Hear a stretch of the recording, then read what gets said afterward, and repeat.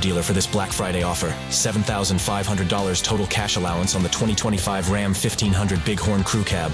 Financing for well-qualified buyers through Stellantis Financial. Not all customers will qualify. Residency restrictions apply. Take delivery by 12/2/24. I think it's just vapor. Vaping is safer than smoking, isn't it? There's really not even that much nicotine in them, right? One vape pod has as much nicotine as one pack of cigarettes. My kid knows it's dangerous. 5.4 million American kids vape, and most think it's harmless. Get your head out of the cloud. Talk to your kid about vaping. Visit talkaboutvaping.org.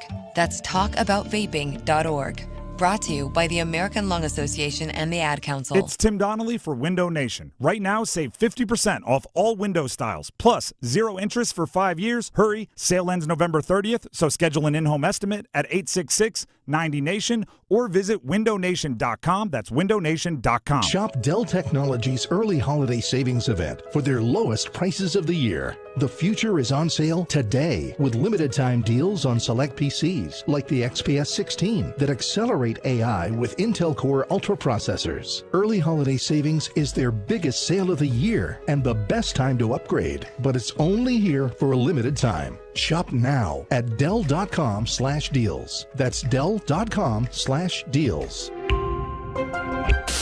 This hour of the Triangle Sports Leader is powered by Ritchie Law Firm, injury lawyers. Ritchie Law is on top of it. Go to RitchieLaw.com. That's RitchieLaw.com. They score! WCMC HD1 Holly Springs. Take us with you on radio, web, app, Alexa, and YouTube. 99.9 The Fan, the Triangle Sports Leader. I'm WRAL meteorologist Elizabeth Gardner. Partly cloudy skies, an isolated shower as a front comes through late today. But ahead of that front, it's warm with a high of 80, and it's a bit muggy out there, too. 51 tonight, we'll see clearing skies for. Tomorrow, it looks beautiful with high temperatures in the mid-60s. Sunday, also highs in the 60s, but we'll see a chance of showers late in the day. Weather update brought to you by Newcomb & Company, where your comfort is their business. Visit newcombandcompany.com. 3 o'clock check of your money. Dow Jones is up 376 points to 44,105. Market update brought to you by The Good Feet Store. Ready to step into a healthy and active lifestyle? Come to The Good Feet Store and experience the difference. Discover how a simple step can lead to a life of pain-free possibilities. Now Stahl goes skate to stick. He'll drift in for Mark. He scores! Roslovic to Aho, back to Roslovic. He scores! Svechnikov with speed across. Roslovic again. He scores! Now another chance from the point. They'll score! Jacob Slavin wires it through. Drop it back. H is deflected for Robinson. He scores! Bunting out in front, and Kochetkov flashes the leather and takes it away from Malkin. What a save! The Drive with Tim Donnelly on 99.9 The Fan. The Drive with Tim Donnelly here on 99.9 The Fan on a Friday. What's going on, everybody? Happy Friday. Tim Donnelly here. Dennis Cox producing the show. We made it. Friday. We made it. This is one of the good long weeks. Sometimes a week you hit Friday, it feels like it's been a month. And this week alone, it's not good. But today there's been action, there's been things happening, there's been games. College basketball started this week on Monday. That feels like it was 2 months ago. Canes played 2 games this week, won both, now up to an 8-game winning streak. Roll on. This is what I'm going to start calling the Canes season. It's the season of giving us what we want. It's not just the season of giving, right? It's like holiday, better to give than receive. But they are giving us exactly what we ask for time and time and time again. The funny part, though, is they are kind of making us ask for it. We have to verbalize it. We have to acknowledge it. They're not thinking ahead, right? They're not giving the gift that oh, I didn't even know I need this, but it's great. They're giving the gift that's like, you wrote a specific list out, and I've gotten everything on your list. Here you go. It all started, and we've kind of been tracking it, but it all started back very early on in the season when the Canes were playing at Edmonton early in their road trip. And I said I wanted Aho to have a superstar moment to match what Connor McDavid put on the ice. I wanted Sebastian Aho, your dude, to have a superstar moment against the NHL's dude. And then he scored an overtime game winner with 7 seconds left in OT, and I went, that's exactly what I was asking for. And it's happened time and time and time again since. It's happened over and over again since then. Seems like we ask, and they give us what we want. This week alone, before the Tuesday game, during first goal scorer, a little game we play, you can go find the audio. During first goal scorer, I asked Jordan Martinook to score, and I picked him to be the first goal scorer, but the entire rant was about how he's due. I said, I went back, I did all the math from last year. Last year, he scored a goal every 5.8 games on average, and they were looking at like 9-10 games into the season. He hadn't scored yet. So I'm going like Martinook was the only forward on the team without a goal. I wanted Martinook to score. Well, he scored that night, and then he came back 2 days later and scored the first goal in the next game on Thursday. You ask, you receive.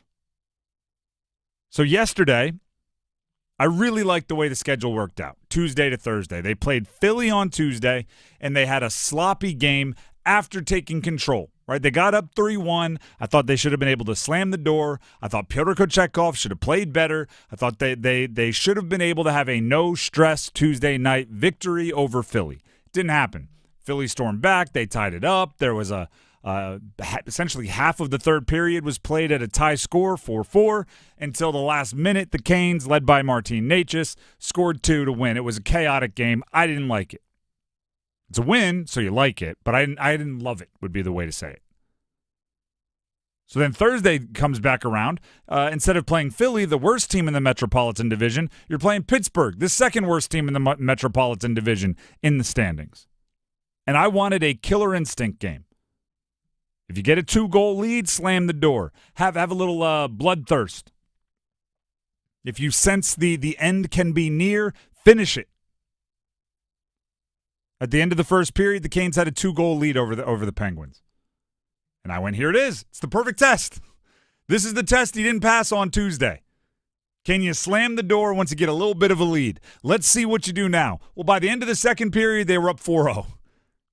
Yeah, I think they aced it. And I went, yep, that's exactly what I was looking for. Thank you.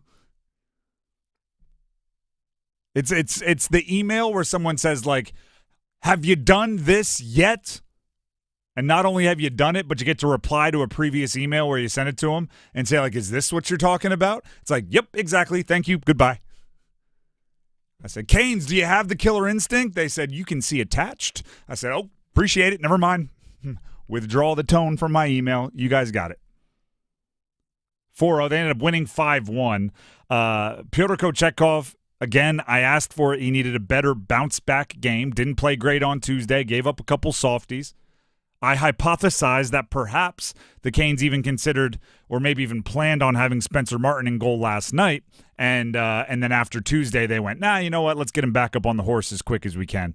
Let's put Pyotr Kochetkov in the game on Thursday. Bounce-back game he had, to say it like Yoda would. 35 saves in a near shutout. Only goal allowed. Weird one where he just lost the puck, should have covered it up, ended up flopping around on the ice. But it doesn't sting as bad when it happens when you're up 5-0. And you have a billion saves before that. Some pretty darn impressive ones. Rod Brindamore talked about Pyotr Kochetkov stepping up with Freddie Anderson out the past few weeks. Well, it's crucial. It's the most important position, obviously, in our game. And, we often say we don't necessarily need you to be that good, but tonight he was that good. It's just being consistent in that position, and he's been that. So tonight was a real good game. I think the other night maybe there was a couple you were like, but obviously tonight he was on it. That's about as good as a compliment as you can get from a coach. We don't even need you to be that good. You were so good. It's like, hey, you know what? A little too good. A little over the top good. Now, he was very, very impressive last night.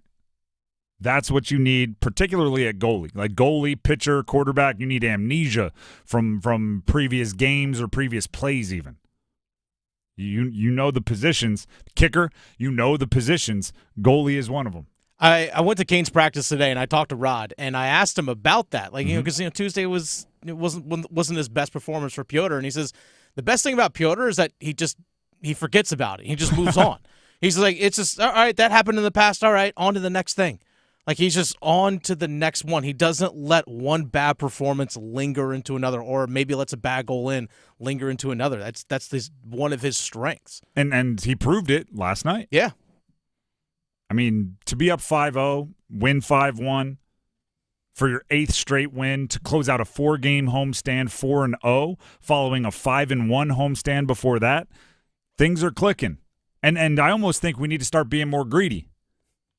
Right? It's like we've given somebody who's buying us a gift a list, and they came back the next day with everything on the list. We're like, we should ask for more. Yeah. Like, okay. There it is. Pony, right? It's like how crazy can we get? Because preseason, what did we want? We wanted Martin Necas and Svech to be the guys that leveled up. I'm seeing a lot, obviously, from Martin Necas, but Svech doing a lot of the things we're looking for, being a little bit more physical after an offseason where he's healthy. Wanted shots from the blue line. We're getting that. I mean, I guess the Aho Sebastian Aho could be a bit more productive as far as a goal scorer for himself. But I mean, I don't know. I don't even know if you need that, right? Because he's still setting everybody up. He's still walking away essentially a point per game. I was talking to a couple of people. It's funny. I was talking to players in the locker room today. They're like, "Yeah, we haven't played well the last 2 games." I was like, "I'm sorry, you guys won 5-1 last night. You guys remember that?" but that's kind of the thing. Is like that even when they don't play their best, they can still beat you like they did last night. I mean, I'm joking saying we should be more greedy, but it's also like the people who I think could be doing more have very obvious, like, no, you shouldn't, like they're doing, like, let me use an example here. Jalen Chatfield hasn't scored yet. Him and Burns are the only 2 people that haven't scored goals. Part of me wants to go like, Chatfield, man, be more aggressive offensively. Last night was his very first career 3-point game. He had 3 assists. It's like, are you really going to look at the guy that just had his very first career 3-point game and go, need more from you? Like that, I mean, talk about getting greedy. It's the same thing with Aho, right? I want to look at him and go, hey, man, need you to be a little bit more of a goal scorer, but also he is literally 1 point per game. He is on 12 points through 12 games. You're really gonna jump on somebody who's a point per game? No. I know I'm saying be greedy, but I mean, you got to be realistic. You can't ask for the moon and the stars. It is weird that if you look at the stats overall between Seth Jarvis and Sebastian Aho, they only have 7 goals combined through 12 games.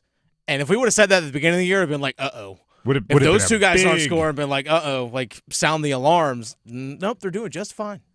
And no one's really, upsetting the apple cart. It doesn't hurt that Jack Roslovic matched his goal total from last season already. And he's, like I said, we're asking for things. It started to becoming I don't want to say a running joke, but something that everyone that covers the team was monitoring because he had 1 billion goals and no assists.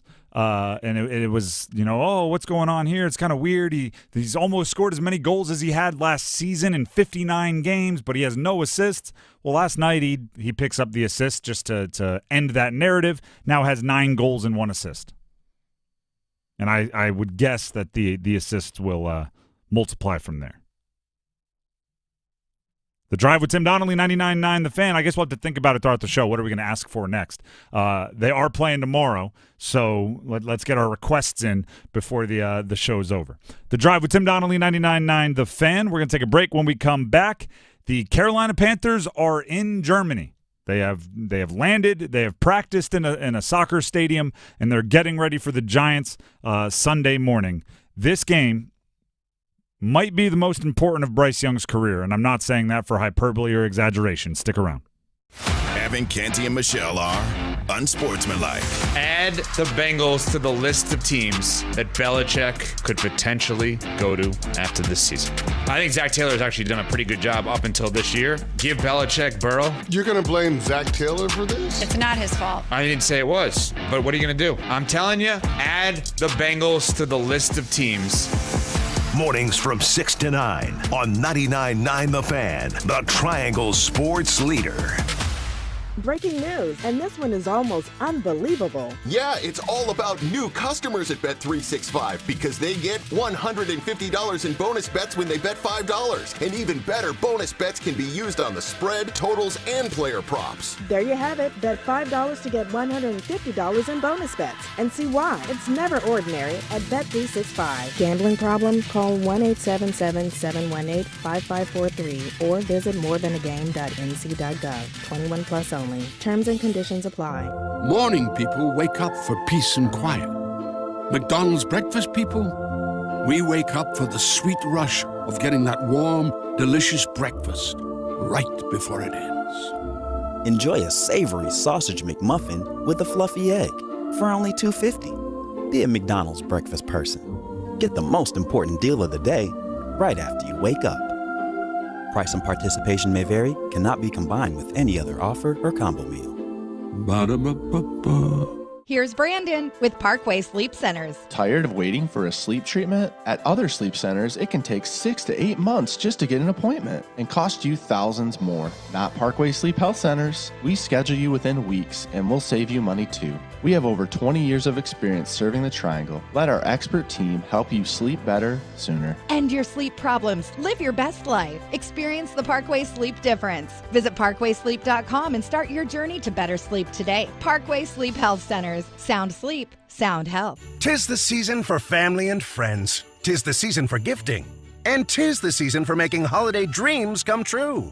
'Tis the season for using the old-timey contraction 'tis. And 'tis the time of year for holiday scratch-offs. With over $85 million in total prizes, 'tis the best gift of all. 'Tis the season to gift endless joy with holiday scratch-offs from the North Carolina Education Lottery. Must be 18 to play. Approximate overall odds of winning range from 1 in 3.06 to 9.95. Problem gambling helpline 877-718-5543. Mitchell Heating and Cooling. We do the job right every time. Mitchell Heating and Cooling is celebrating 51 years of trusted service. And to celebrate, get a furnace tune-up for just $51. That's peace of mind heating for only $51. Visit MitchellHVAC.com. Mitchell Heating and Cooling. Quality products and services on time from a family you trust. It's hard to stop a train. The best solutions every time. Shotgun snap, helmet high. Bryce throws back in the end zone. Touchdown, Excel! Xavier Legette, his 4th touchdown of the season. Giddy up! The Drive with Tim Donnelly here on 99.9 The Fan. Bryce Young and the Panthers are in Germany. It'll be a little 9:30 a.m. Eastern Time opening kick on Sunday. Breakfast and Panthers. This game could realistically be the most important of Bryce Young's career. The most important of his, I should say, NFL career. I don't know what he was doing in high school. Maybe at a state championship that he really cared about. But his NFL career, you could argue, kind of hinges on this. There's two paths diverged in a wooded Germany, and which one he takes from here could make all the difference. To paraphrase, I think it was Robert Frost. The Panthers have not committed to Bryce Young beyond this week. He is the starter for now. That's a fairly big elephant in the room. Right? Something hanging over this game is they're going into a bye week where it feels like the decision on the future of the quarterback position for the rest of this year with the Panthers will likely be debated heavily. For his future, they need to commit to him beyond this week. The Panthers' bye week is after this game, so they'll travel back, and then I imagine that there will be some private conversations featuring Dave Canales, because apparently those are the only types of conversations he has.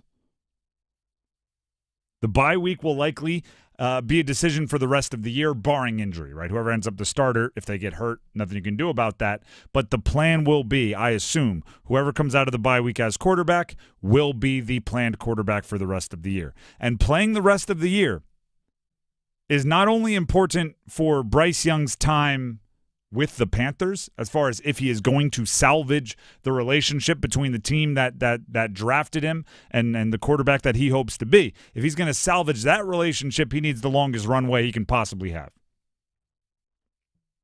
But also, if that's a lost cause, and as much as it's not 100%, it is a there's some feelings out there, if you watch and pay attention and read body language, that perhaps it is a not salvageable relationship. Like the Panthers and Bryce at one point in time, it'll be best in both interests to just go their separate ways.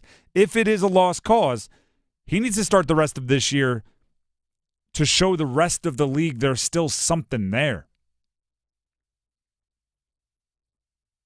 The two options for Bryce Young, if he leaves the Panthers, are to option A for Bryce would be to be traded somewhere he's going to get a chance to compete. Nobody is going to bring him in and toss him the keys to the franchise like the Panthers did after the draft. Nobody's going to bring him in and say, you're the starter and we're going to get Chad Henne to back you up or some journeyman. No, they're going to bring you in as a competition. That's position A. That's best case for Bryce. Bring in you and another veteran. Bring in you and a second-round rookie. Bring in you and someone else and host an open competition. Basically like Justin Fields and Russell Wilson. Exactly. You play better than him, you'll be the starter. Option B for Bryce, if he does part ways with the Carolina Panthers, is basically what happened to Mac Jones. Like, we're bringing you in to back up Trevor Lawrence. This is not a competition. You're not coming in here every day to practice going, hey, you completed 7 balls in 7-on-7. I completed 8. I'm the guy. No, it is established. Everyone knows whose team this is, and it's not yours. And which one of those options are available to him is decided by the rest of this year. And the rest of this year might be backing up Andy Dalton if this week doesn't go well against the Giants in Germany. Few things about this matchup. Germany might be a good spot for him. And I'm not saying like, oh, so far away from Carolina. I'm saying the guy's spent the last 5-6 years either with Alabama-crazed fans or NFL fans in America. That's as crazed as fandom gets. We were talking with Mike Glennon the other day, who has played in a London game, right, during his NFL career. And he goes, it's kind of funny. You look up and people, it's like going to a football event rather than like two teams. Like here, it's if we're in America, if you're in Charlotte and you're going to a game, you're going to the Panther game.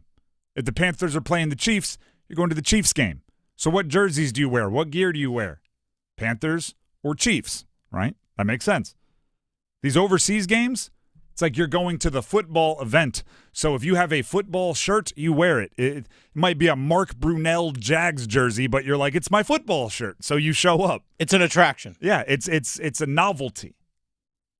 It's a little less intense and more of like a let's see what this is. Could be just a different vibe for him. Could give him a little bit of a breath of fresh air. Secondly, and we do this on the show often, I think it's important to set the threshold. Because especially if it's somebody you don't like, and I have the hint, the inclination that perhaps there are some people on the team that, for whatever reason can't put their finger on it, just don't really, he's not my best friend when it comes to Bryce. I think it's important to set what you're looking for. That way you know whether it was achieved or not. For this week, there's 2 things from Bryce. 1, tangible. 1, theoretical. 1 kind of, I guess intangible would be the way to say that. The tangible thing I want is quick decisions. I want 2 or less what I call quarterback sacks. All right, there's nothing Bryce can do if he has like a under center play action and his back's to the line of scrimmage as he's faking it to Chuba Hubbard and an offensive lineman whiffs and he gets his head taken off. That's not a sack that I'm putting on him. You know a quarterback sack when you see it. Right, when he hesitates, when it looks like somebody's open but he won't pull the trigger, when he's happy feet and he's bouncing around, maybe there is a pocket for him to step up into and he escapes into the rush rather than stepping up. Like I need 2 or less quarterback sacks against the best pass rush in the NFL that the Giants possess. Right, I'll give you 2. Dexter Lawrence beats his guy quicker than you can get into your 3-step drop. You get 2 of them. 2 get out of jail free cards. Other than that, get rid of the ball. The internal alarm clock has to be on point. Bigger picture, I want to see fire. I want to see confidence. Have you seen the Disney classic sports movie starring it's Fridays. Movies always pop up. Starring John Candy about the Jamaican bobsled team, Cool Runnings. Oh, yes, of course. I feel like Bryce Young needs, I see pride. I see power. I see one bad and that don't take no lip off of nobody. Edited version. He needs to show what he did better last week than he has at any point in time in a Carolina Panthers uniform. He gave a little bit of attitude to Dave Canales. I'm not saying be disrespectful, but I'm saying if you're the quarterback, you're out there trying to execute plays, and you're not happy with the way things are going, make your opinion known. I'm talking about give us a fist bump. Give us a fist pump, right? Tiger Woods that bad boy after a touchdown. Give us some confidence that let loose, unleash. We need it from you, Bryce. I want, like I said, there's a bunch of German fans that are going to be at this game that are not necessarily Panther fans. There might not necessarily be fans of any team. They're just there to check it out. I want all of the undecideds, which is a term that has been overused the past couple weeks. I want all of the undecided fans in that stadium to walk away Bryce Young fans. That one, I don't know, he was just magnetic. He was fired up. He was ready to play. That was exciting. Which one are you talking about? The little one. Oh, you don't gotta say that. I want to see a little steam being let off by Bryce Young. I'm sure you're frustrated. There's a billion things for you to be frustrated about. Take it out on the Giants. We have Dave Canales, a little bit of audio here on finishing and building off the win for Bryce Young. The things that showed up in that game that allowed us to win was the finish and really improving some of our processes on every phase, offense, defense, and special teams. The defense to give us 3 straight stops at the end of the game was huge. For the offense to get the ball at the end with the game on the line to go down and finish it, those are things that we talk about a lot. And for Bryce to step in there and do that was a great message. So I wanted to give him another opportunity to get out there and continue to build off of the last 2 games. Gosh, more and more when we play Dave Canales audio, I'm going like, what does that mean? We've improved the processes and the finish and the processes and and we need to build off of that. Got to give him another chance to finish in the process. Process of what? Finish? Is that winning? Is that like a basketball coach saying that my favorite part is how at the end we scored more points than the other, like we put the ball through the hoop more than the other team? Especially for somebody that has to watch the film so much, right? The finish. If you're all about watching film, you understand that it's a ball that's on target but isn't caught is worth as much to the quarterback's evaluation as a ball that's on target that is caught. He finished because they won the game. There was also a penalty on the final drive. There was a 16-yard touchdown run. Like, if that penalty isn't called and the touchdown run isn't opened up and isn't run through, does it change what Bryce did? No. I'm confused by everything that guy says. The Drive with Tim Donnelly, 99.9 The Fan. We are going to do first touchdown scorer for the Panthers, so get ready to call those in. 919-860-5326. Matter of fact, you could get on the line now if you don't mind waiting a minute or two. 919-860-5326. Heister Automotive Group Hotline. Who's going to score the first touchdown for the Panthers, and in what quarter will they score it? It's who's possessing the ball in the end zone, so a passing touchdown doesn't count, but if Bryce runs for a touchdown, that would. 919-860-5326. If you get it right, nice little prize pack will be waiting for you on the other side. In the meantime, as you make those calls, and Dennis can start fielding them, Tim Donnelly here for Window Nation. I've been talking about this weather because everybody does. It's from where I sit, you can see outside in the office, but you can't really, I'm facing the other way. When people come in, it's almost like it's a grab bag. Right? It's, hey, what's the weather like outside? Might be hot, might be cold, might be windy, might be something else. You can kind of run the gamut. That means your windows are being tested right now. So why not test them yourself? Take them for a test drive.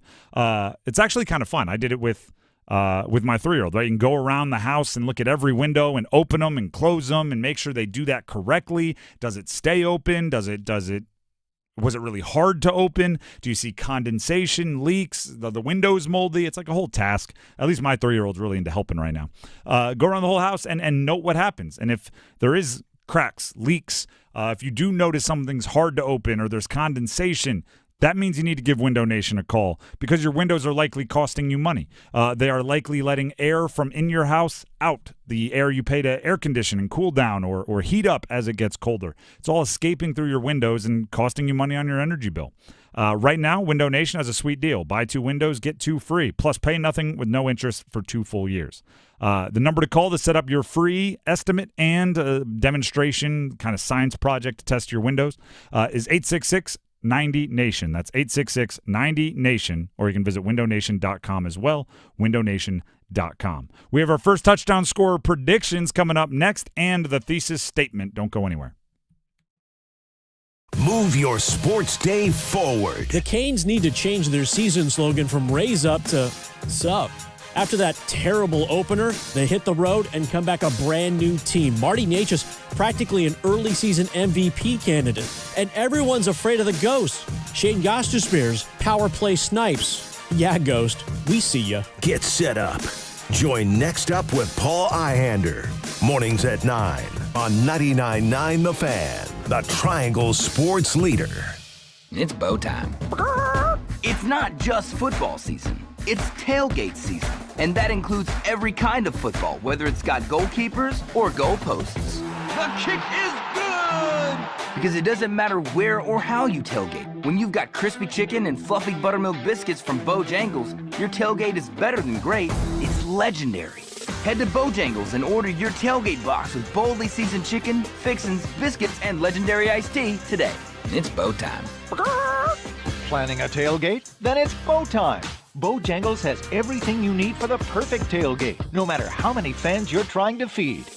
There's the original tailgate, the super tailgate, and for a really big crowd, the jumbo tailgate special. And if you like your chicken off the bone, choose the Supreme's tailgate special that includes 12 perfectly seasoned tenderloin fillets. So grab the tickets, get that Bojangles tailgate special, and go. It's bow time. Prescriptions require an online consultation with a healthcare provider who will determine if appropriate. Restrictions apply. See website for details and important safety information. Subscription required. Price varies based on product and subscription plan. Hi, I'm Dr. Peter Stahl, board-certified urologist and senior vice president of men's sexual health at HIMSS. In my 12 years of practice as a reproductive urologist, I've helped many guys with ED, and it has never been more convenient to treat than it is right now, thanks to HIMSS. It really wasn't easy before. You had to take time out of your day, come to a physical office, and see a specialist like me in person. Now, through HIMSS.com, you can get world-class sexual health care and a full range of treatment options for ED through a 100% online process. It starts with a free assessment from a medical provider licensed in your state who can determine if ED treatment is right for you. If prescribed, your medication is shipped to you for free. So don't wait. Join the hundreds of thousands of guys who've gotten help for their ED through HIMSS. To start your free online visit and find ED treatment at up to 95% off brand name prices, go to hims.com/joy. That's hims.com/joy for your free online visit. This is what WRAL weather coverage sounds like. Thunderstorm warning right now in the WRAL Severe Weather Center. When your safety is a priority. An indication that there is a tornado on the ground, so get in your safe spot in this area, get in your safe spot right now. With the tools that make a difference. WRAL Storm Tracker is inside the storm. WRAL has the only dual Doppler radar in Wake County. Hear it and see it every day. It looks like the storm is doing exactly what we predicted to do. That's WRAL News. Weather coverage you can count on. Attention Canes fans, your Carolina Hurricanes are calling on you to bring the energy to Lenovo Center. Get ready to immerse yourself in the electrifying atmosphere of the loudest house in the NHL. Join us in the stands to witness thrilling goals, epic hits, and be a part of the heart-pounding action. Don't miss out as we continue our quest for the cup. From the first puck drop to the final horn, there's nonstop excitement at every Carolina Hurricanes game. Secure your tickets now at hurricanes.com/tickets. Let's go Canes. Hey, sports fans, if you like college football and you love the excitement of going for a big score with parlay wagering, then this offer from BetMGM really has legs. I'm Victoria Vodenecker here for BetMGM, and they're introducing the College Football No Sweat Parlay Token. Apply this token to any qualifying college football parlay wager, and if you don't win, you'll get your stake back in bonus bets. All you have to do is log into your existing BetMGM account to receive your token. Then add a qualifying college football parlay wager to your bet slip and attach the token. You'll get your stake back in bonus bets if your parlay isn't a winner, so go deep without even breaking a sweat. Make your favorite picks from dozens of betting options and watch the games knowing you are part of the action. See BetMGM.com for terms. 21 plus only, North Carolina only. Existing customer offer subject to eligibility requirements. Rewards are non-withdrawable bonus bets that expire in 7 days. Gambling problem? Call 877-718-5543 or visit morethanagame.nc.gov. Train heating and cooling systems are engineered to keep up with you. We run together. Visit traininfo.com to find your local independent train dealer. It's hard to stop a train.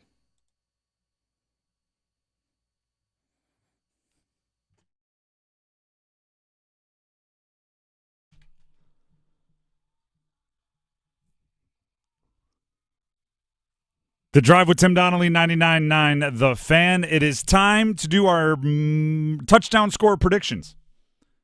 Every Friday leading into a Panthers game, we ask three of you to join us on the Heister Automotive Group hotline, and you get to predict who will score the first touchdown for the Carolina Panthers and in what quarter it will be scored. And if any of the three get it right, then they get a sweet prize pack. We hook them up with a whole bunch of cool stuff.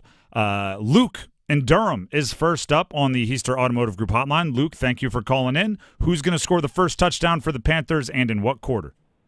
You know, Tim, you're playing against the New York Giants, and Taylor Swift very famously moved to New York a few years ago, and she also sang a song about the smallest man who ever lived. So I'm going to say the second smallest man who ever lived, Bryce Young, rushing touchdown in the first. I love it.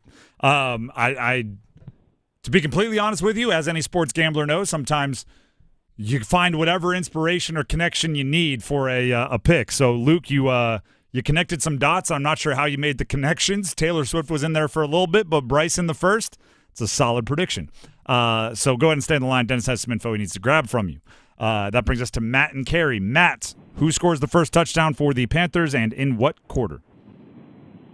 I think it's going to be Mr. Extension, Mr. Chuba Hubbard in the first quarter. Chuba in the first. There's the, I would say the betting favorite if we were a sports book. We're not, but if we were, Chuba in the first is a pretty good one. So you are locked in. Chuba in the first. Appreciate it. Go ahead and stay on the line. And that brings up our third contestant, Jack in Fuquay Varina. Jack, thank you for calling in. Who scores the first touchdown for the Panthers and in what period? I think it's going to be Jalen Coker in the first quarter. Are you a member of his fan club? I am not, Okay. but I've seen the stuff about it. It's pretty funny. Yeah, and I just think it's about time for him to catch one. All right, appreciate it. Jack, stay on the line.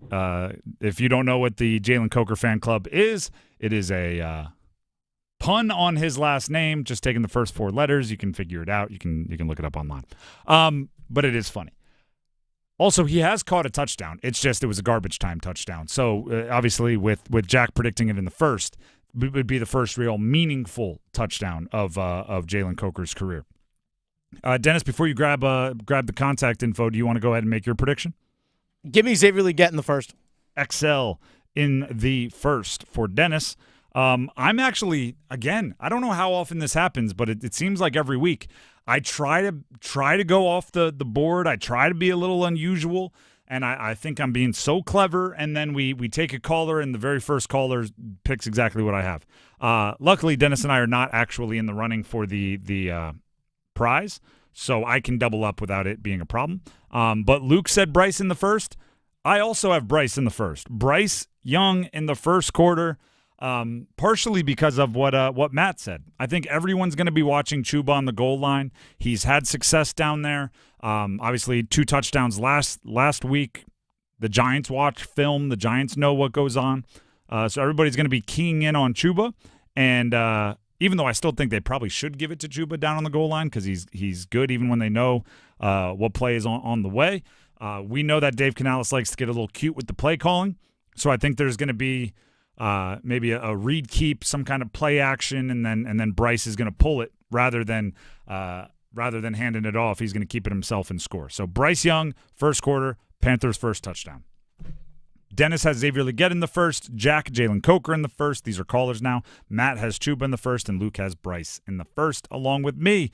If any of those three hit, they'll get a nice little prize pack. And we'll do this all over again 2 weeks from now because the Panthers are on a bye next week. So hard to pick a touchdown scorer on a bye. With that being done, we're good now, right? We did the whole first touchdown score. Perfect. Let's go ahead and jump into the thesis statement. Thesis statement. Today's thesis, college sports take that I'm going to have to defend is most college basketball teams are wasting their cupcake games. They're wasting their non-conference bunnies, right? The layups. This is inspired by, right? We're starting to look at the teams we cover, Duke, State, UNC, Wake, right? The ACC teams, we're starting to look at them. And there's games like UNC against Kansas tonight. Those are awesome. I commend everyone in the Triangle for scheduling the tough non-conference games really well. But then you look at like Duke playing Army and NC State playing Presbyterian, and I don't even think those are the same. And what I mean by that is Duke playing Army, I think that's a cool game. Army, I've played against Navy when I was in college, football obviously, but playing against the Service Academy is an experience that you remember. It's different than just some other game. NC State versus Presbyterian does nothing for me, right? Other than it's another game, it's another live action, they count, your team's going to get better, but you can do that against so many teams. What does Presbyterian from Clinton, South Carolina bring? Now, yesterday, we talked about how important it is to make sure in whatever sport you coach in college, your players are having a good time. And that doesn't just mean you're fun and you're having pizza parties, but they have to be enjoying themselves, seeing value in being in your program, spending time in your program, getting better, having cool experiences, or else the transfer portal is waiting. The cupcake non-conference games, I believe, are a mostly untapped resource for teams. Sometimes teams like accidentally figure it out. Duke playing Maine to open their season when Cooper Flagg grew up a Maine fan in Maine. That's kind of a cool experience for him, I'm sure. Duke playing Army, like I said, it's cooler. It's different than just bringing in like Bucknell.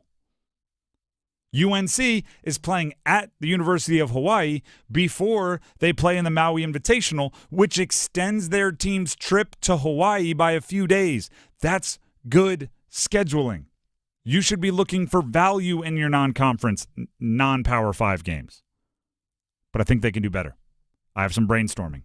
So NC A&T, North Carolina A&T, played Wake Forest last night. That's obviously extremely regional, but UNC should be trying to play NC A&T this year. You're saying, why? Well, it's another local game. I like in-state games. But also, Ryan Forrest is a sophomore at A&T, and he played with Elliot Cadeau at Link Academy in high school. That's a cool experience for Elliot Cadeau. That's using a non-conference game where you should win by 30, and instead of just making it a practice, building a memory for one of your players. NC State should be playing UNC Wilmington every year. They should have a 10-year contract. Every year you come to I almost said PNC. You come to the Lenovo Center and play us. Not just because it's in state, but because Kevin Keats has a history there. He was the coach there. So then Kevin Keats gets to open up to his team about, hey, this is where I used to coach. They were good to me. I'm loyal. We're going to give them a little pay game. They're going to come down here each and every year. I think you should play an HBCU and have them bring the band like 2 days early every single year. Again, in my playing career at Delaware, we used to play Delaware State, which was an HBCU. They'd bring their band. There'd be a bunch of cool collaborations between our band, which was like 400 people of military precision, and a HBCU band, which they outswagged us by 1 million. But putting them together was a really cool experience. It made it feel different. It wasn't just a non-conference game that we won by 40.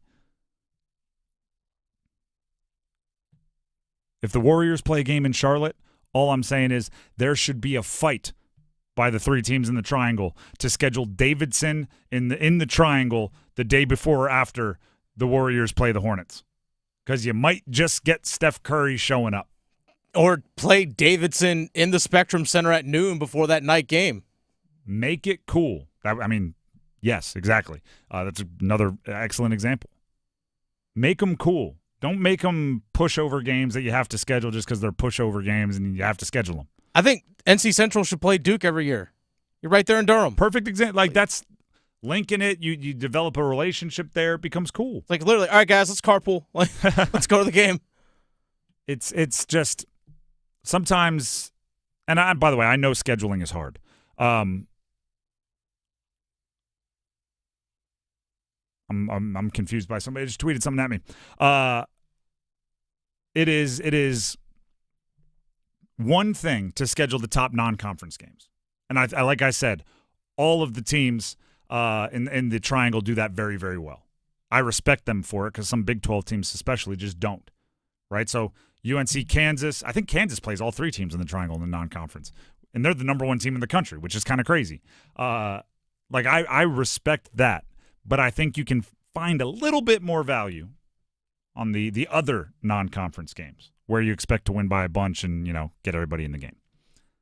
That's my thesis statement. Consider it defended. But we do have to move on because there's a lot of basketball we have to talk to, and we need to get like game management matchups in order here. Beginning with the game tonight, UNC at Kansas. This is number 9 in the country at number 1 in the country. The season's been going on for less than a week. We're already here. Heaters to start the year. Love it. I love it. Like I said, they scheduled the top half of their non-conference schedule very well. Yesterday we talked a lot about UNC's kind of how they match up with Kansas. Biggest concern for UNC is their ability to contain elite post players and rebound with teams that have elite post players. And when you're going up against Hunter Dickinson, it's like, well, yep. 7'2", 265, I think you're going to be tested. All-American, I think you're going to be tested. But as much as college basketball, actually basketball in general, is about schemes and matchups and coaching and game management, X's and O's, if you will, it's also Jimmy's and Joe's.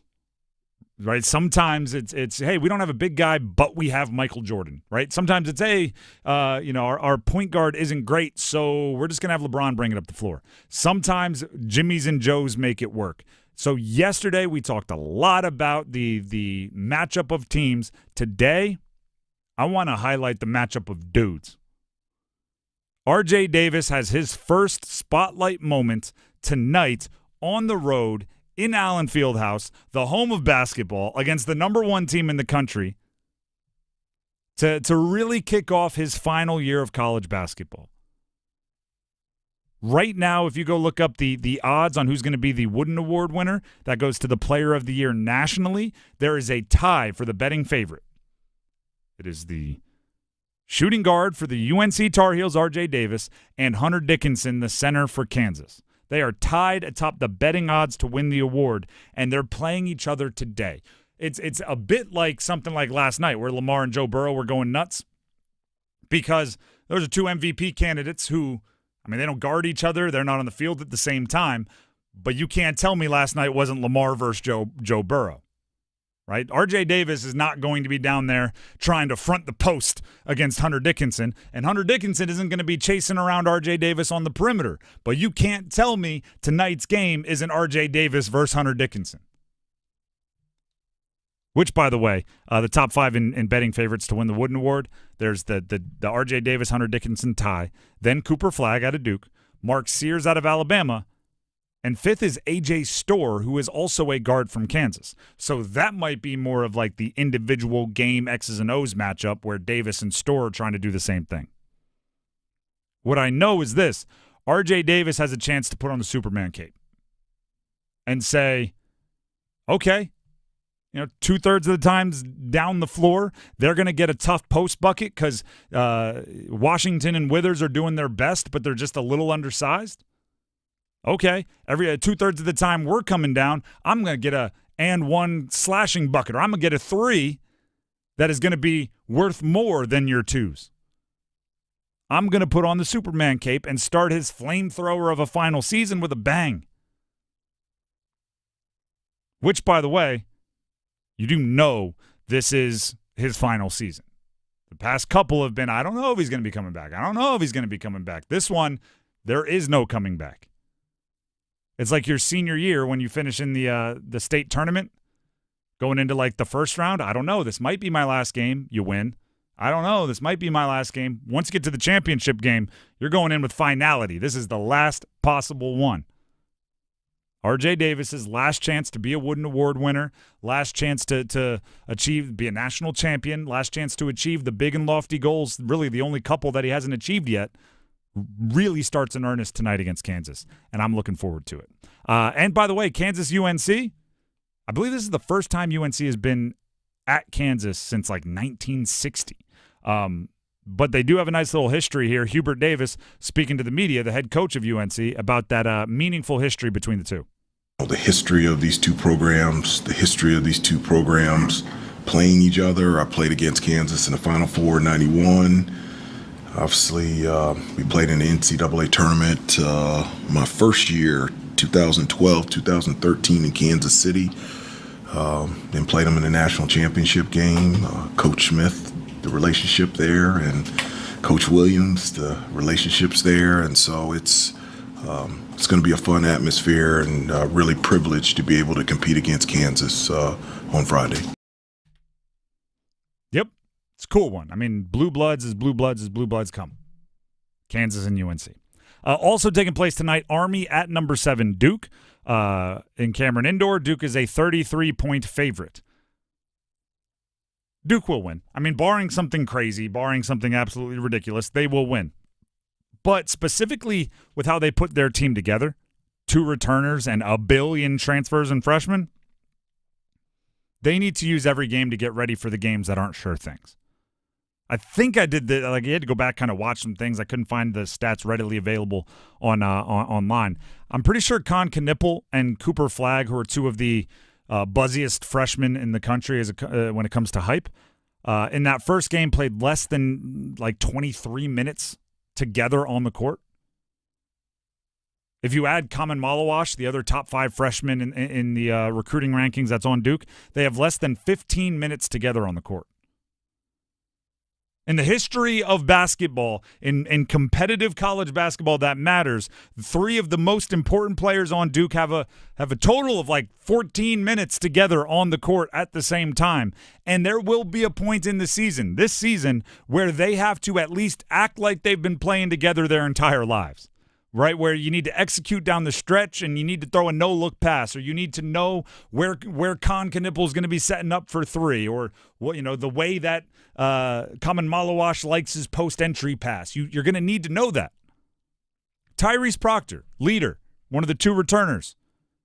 He's never had to shake Cooper Flagg or Con Knipple out of a shooting slump. But as a leader and primary ball handler, he's going to have to know how to do that, because in some big game, one of them is going to miss 6 in a row. John Shire, the coach, has to continue to learn about his team. Army, 33-point underdog. They're not a basketball fair matchup for Duke, but maybe they can give you a tough 4-minute stretch that shows Shire when Sion James, the veteran guard off the bench, needs to be thrown in there as a veteran presence. Or the opposite, right? Maybe he'll throw Sion James in there and it won't work, and he'll go eliminate that. You'll see him crossing off on a clipboard on the bench. Not the time. Next time, try a timeout, right? You got to work your way through it. That's what tonight is about for Duke. And then there's State. State has Presbyterian coming to town. This is not going to sound like it makes sense, but come with me for the long walk. I'll make it come home at the end. Even though tonight is technically the second game of the season for the NC State men's basketball team, tonight is actually the first game of the season for the NC State men's basketball team. Told you it didn't seem like it was going to make sense, or was going to seem like it didn't make sense. The opener against South Carolina Upstate, I'm counting that as the last game of last season. It was the post-credit scene for their run to the Final Four. It was their epilogue. Exactly. They rose the banners, multiple. The game was kind of, the whole environment was a celebration of last season. The biggest applause that you heard was not for what you were doing in that game. It was for what was done last year, because they hadn't really gotten a chance to tell you in mass, thanks for the run. Tonight versus Presbyterian, you have to turn the page. Tonight versus Presbyterian, if I'm Kevin Keats, I'm giving you don't start every game with a 10-point lead because some of the players in this locker room were in the Final Four last year. That's the speech I'm giving. You have to go out there and earn it just like they did last year. Marcus Hill was the leading scorer in the opener with 14. He averaged 20-plus last year per game for Bowling Green. Dontrez Styles scored the first 2 buckets of the game in the opener. He finished with 9. He had 4 in the first minute, finished with 9. They were going to be background characters in the opener because the opener was about last season. Tonight, if those guys want to be the stars, they're the stars. If that's what they're trying to be, if that's the role they're trying to play. Tonight's the first night of this year. And that's true not just for the new guys. Michael O'Connell, Jaden Taylor, right? Michael O'Connell made one of the most iconic shots of the season last year, if not the most iconic shot of the season last year. The emphasis on last year. What's the most iconic shot of this year? What are you going to do to help this team? That's what we're looking at when we watch NC State tonight. And again, Presbyterian, it should be a win, right? It's line them up, knock them down, right? Make that smooth. But at least it's this season, right? At least it's this group. Do you know what's probably kind of awkward?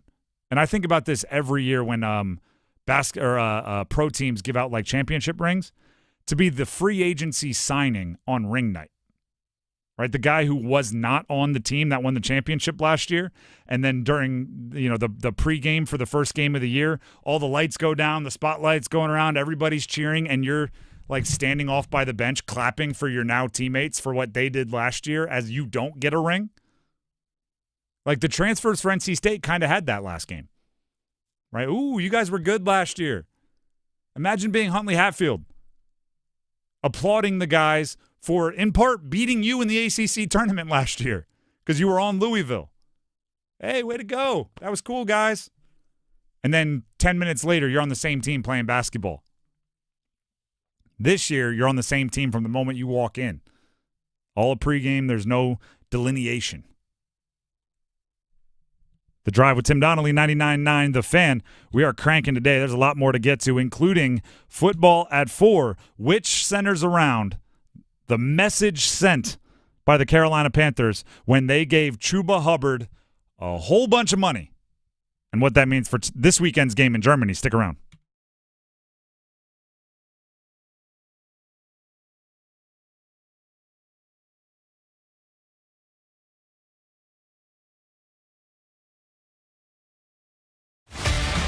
Keep pounding. Panther Talk, Panthers Playbook, the Paw Print. Follow your Carolina Panthers all season with us. Snap, give it to Chuba. Chuba inside the 10, 5, slides into the end zone. Touchdown Panthers. He spikes the ball, and Carolina's got a lead. Your home for complete Carolina Panthers coverage. 99.9 The Fan, the Triangle Sports Leader. Upgrade your home with Baker Home Exteriors and take advantage of our financing options. We offer 0% interest for 12 months, same as cash financing. Our financing plans also cover siding and window replacements, making those big projects more manageable. Don't just imagine how your home could look. Use our interactive visualizer tool at bakerroofing.com to see your home's potential and get started on a worry-free home upgrade experience. Oh, the NBA is back, and FanDuel is America's #1 sports book for a reason, because they want you to catch all the action. And right now, FanDuel giving everyone 3 months of NBA League Pass. All you got to do to catch every tip-off, every buzzer beater, every dunk is place any $5 wager on the NBA and get 3 months of NBA League Pass courtesy of FanDuel and me. FanDuel.com/AdamGold and make every moment more this season with FanDuel. FanDuel.com/AdamGold. Make every moment more. FanDuel is the official sportsbook partner of the NBA. 21 and over and present in North Carolina. After a 3-month free trial, the full price of League Pass will be automatically charged monthly. Cancel anytime. No refunds. Terms, restrictions, and embargoes apply. Limit 1 pass per customer. See terms at sportsbook.fanduel.com. Gambling problem? Call 877-718-5543 or visit morethanagame.nc.gov. Experience our Raleigh tradition. Head to Amedio's Italian Restaurant, a family favorite for over 60 years. From weekly specials to their famous homemade recipes, Amedio's uses only the freshest ingredients. Need a touchdown for your tailgate? Amedio's offers delicious takeout, perfect for cheering on the Wolfpack. Or they can host your private party. Amedio's even caters. Amedio's Italian Restaurant, Raleigh's Taste of Italy since 1963. Visit AmediosRestaurant.com for details. Wilkinson Chevrolet Cadillac Buick GMC in Sanford, one of the only showrooms where you can find 4 brands under one roof. Located at 3335 NC 87 South in Sanford or online at wilkinsoncars.com. See if you're a winner every night.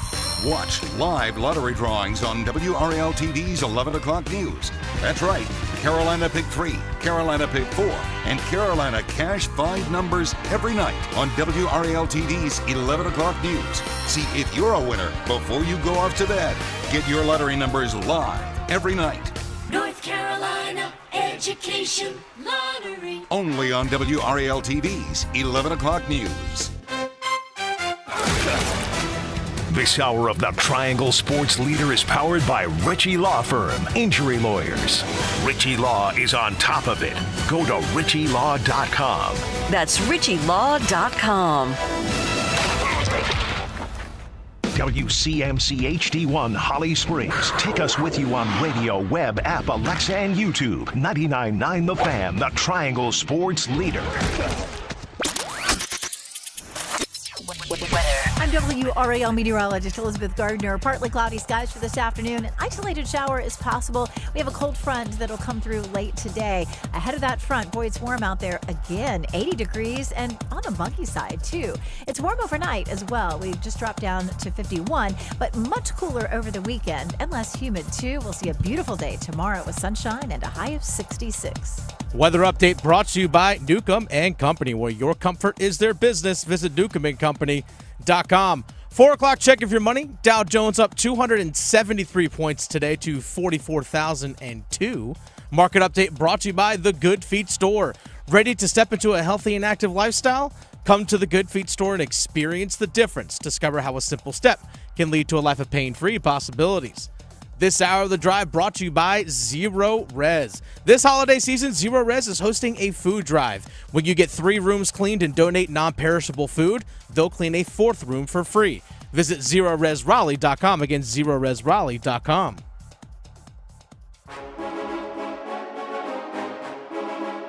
Let's move the chains. Time for football at 4. The Drive with Tim Donnelly, 99.9 The Fan. Before we jump into football at 4, there are some definite kudos we need to send out.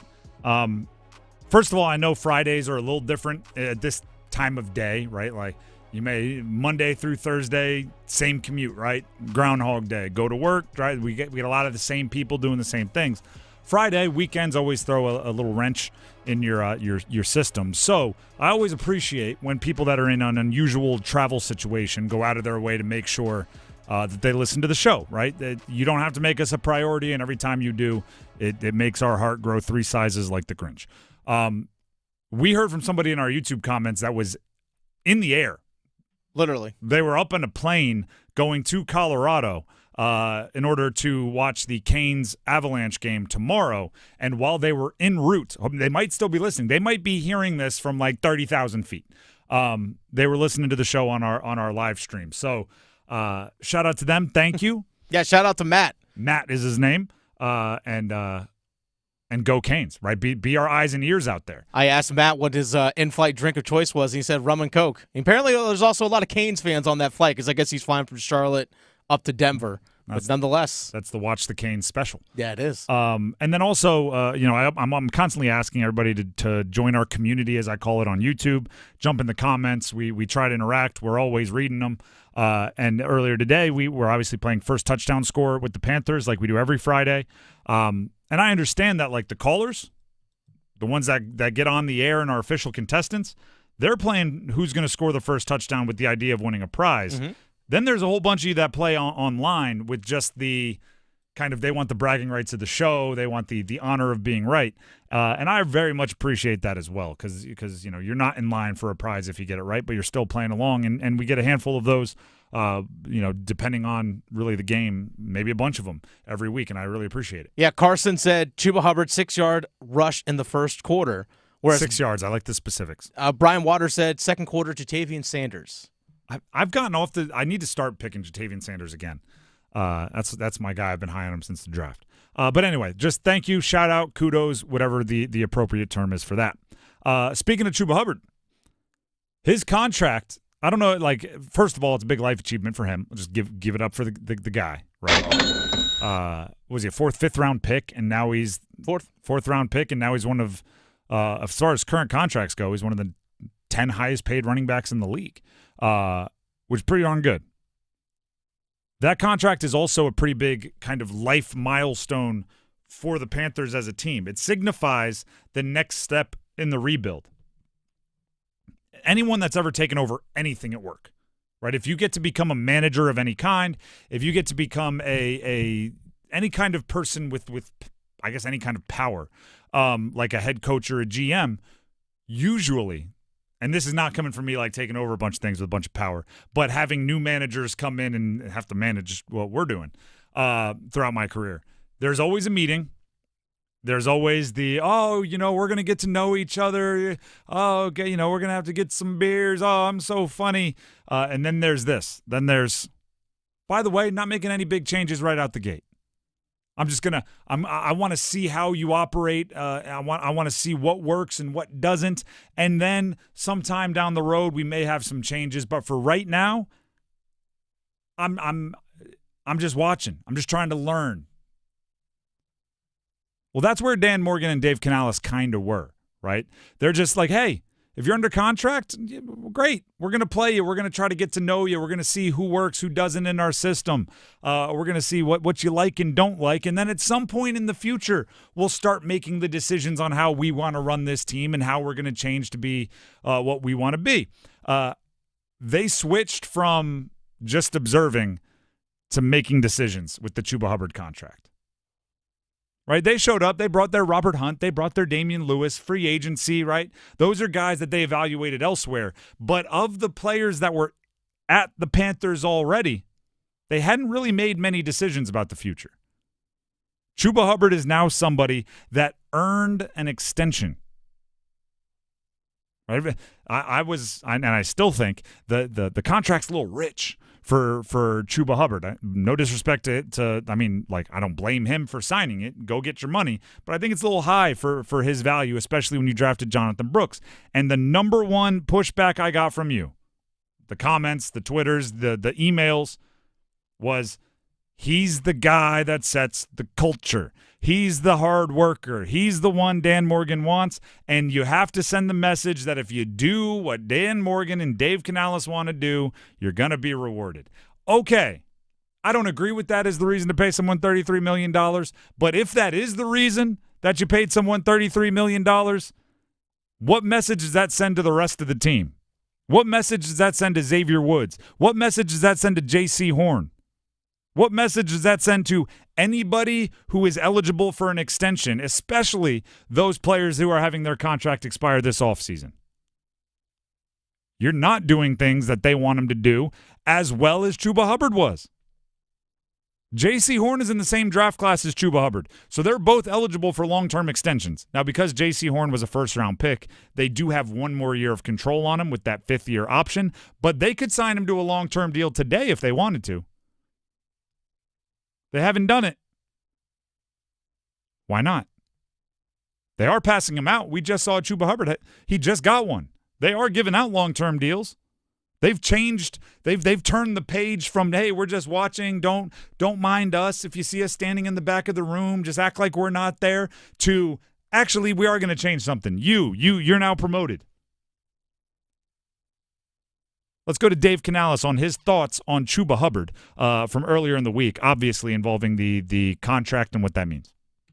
Chuba, since the day I got here, he's been a guy that's just really conscientious about everything. He goes about his preparation, his body care, he's studying, just really being meticulous with things. And he doesn't talk a lot, but when he does, his message is on point. We talked about wanting to run the ball, play complementary football, and that's been kind of the highlight of our team. The most consistent part of what we've been doing is being able to find the run game, and he runs with the right attitude, the right style, and so I thought it was really important that we got this done. I'm so glad that both sides, felt the same way about each other. Chuba, and also, our organization, Dan and Brant, talking to him and working through those things. They did a great job of it. But these are the guys that we want around here, the guys that stand for all those things. We talk about our play style. Great effort, great enthusiasm, great toughness, playing smart, and finish. I don't think there's a guy on our team that exemplifies those things more than Chuba, so we're really excited to have him here for a while. And for all of those reasons, we gave him a bunch of money. So I can do like reverse logic. Those are the reasons why you give someone a bunch of money. What are the reasons why you wouldn't? Because they're not doing all those things as well as Chuba. Tommy Tremble, Brady Christensen, Michael Jackson as a corner who's relatively new, but also relatively still a free agent this offseason. As I mentioned, Xavier Woods. You're now to the point where you're playing for your future. Dave Canales and Dan Morgan are making decisions about people. They are. They are. When your agent calls, what do they say? Because they're willing to connect themselves to somebody for the next 4 years at least. Against the Giants, that's what you're thinking of. Maybe not play in and play out, but I'm saying you play really well, you do things the right way, you represent your team, you go all Chuba, I almost said Mr. All-American, but he's Canadian, like Mr.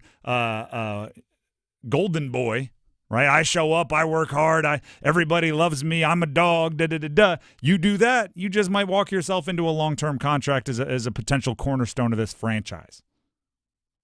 You don't, well, you might just end up like Deontay Johnson, playing 5 plays last night when every wide receiver was catching touchdowns. Oh, you mean traded away for not much for the second time in your career? He fell down on one of his 5 snaps. The ball was intended for him. He just fell. Then today he's tweeting cryptically. Oh, go figure. There's 2 sides to every story. Shrug emoji. There's 2 ways you can go, I guess, in the Panthers. The way of Chuba Hubbard or the way of Deontay Johnson, or somewhere in between. The Drive with Tim Donnelly, 99.9 The Fan. Also, just because, like I said, congrats to the guy for getting life-changing money. Here's Chuba Hubbard on his contract extension. All I can really say is, God is good. I'm blessed to work my whole life for this, to be able to do it here in Carolina and be a part of, reshaping and rebuilding this culture. It's a blessing. Like I said earlier, I'm kind of speechless. Got too many people to thank, too many people that helped me get here. I know often people think, you do all the work, but it took a village to get to this point. So I'm just blessed and thankful. Congrats. It's just cool. The Drive with Tim Donnelly, 99.9 The Fan. We have Ladder Challenge coming up next. I hit, so I'm still rolling over cash. Dennis, you also were a winner. Yes, I was. We head into the weekend on a little bit of a hot streak. Hopefully we keep it rolling. Ladder Challenge, our gambling picks coming up. Evan, Canty, and Michelle are unsportsmanlike. Add the Bengals to the list of teams that Belichick could potentially go to after this season.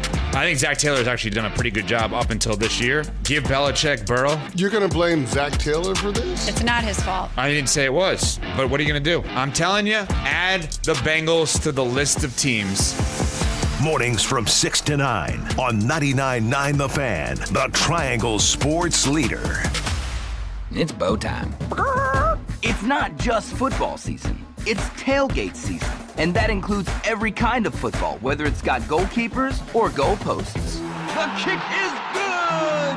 Because it doesn't matter where or how you tailgate. When you've got crispy chicken and fluffy buttermilk biscuits from Bojangles, your tailgate is better than great. It's legendary. Head to Bojangles and order your tailgate box with boldly seasoned chicken, fixins, biscuits, and legendary iced tea today. It's Bo time. Planning a tailgate? Then it's Bo time. Bojangles has everything you need for the perfect tailgate, no matter how many fans you're trying to feed. There's the original tailgate, the super tailgate, and for a really big crowd, the jumbo tailgate special. And if you like your chicken off the bone, choose the Supreme's tailgate special that includes 12 perfectly seasoned tenderloin fillets. So grab the tickets, get that Bojangles tailgate special, and go. It's Bo time. When you switch and save with Progressive, you could use that money towards scoring courtside seats for your favorite team. Progressive cannot guarantee that you can score courtside seats. Drivers who switch and save with Progressive could save hundreds on average, but courtside seats can be astronomical. Maybe if your team plays in a smaller market, you could swing it. Even still, it's unlikely. Maybe fourth row, which are still incredible seats that you'll enjoy greatly. Savings possible. Courtside, long shot. Switch and see if you could save at Progressive.com. Progressive Casualty Insurance and Affiliates. Not available in all states. Progressive cannot guarantee that someone really tall will not sit in front of you at the game, rendering your excellent seats just okay. It's Tim Donnelly for Window Nation. Right now, save 50% off all window styles, plus 0 interest for 5 years. Hurry, sale ends November 30th, so schedule an in-home estimate at 866-90NATION or visit windownation.com. That's windownation.com. If you're driving a car or truck with an expired warranty and suddenly lost your transmission or needed a full engine repair, would a $4,000 repair bill leave you stranded? I'm Danica Patrick. Don't get caught off guard with a vehicle breakdown. Choose the company I trust, Endurance. No matter the mileage, if your vehicle is less than 20 years old, Endurance offers auto protection plans for any budget. Protection on the drivetrain, electrical, transmission, AC, and more. Plus 24/7 roadside assistance and rental car reimbursement on any plan. Endurance handles everything, from making the claim to paying the certified mechanic of your choice. Act now and get 1 full year of elite benefits, a $2,000 value, free. Endurance has paid hundreds of millions in claims. Call for your fast free quote today. Call 800-291-0628. That's 800-291-0628. 800-291-0628.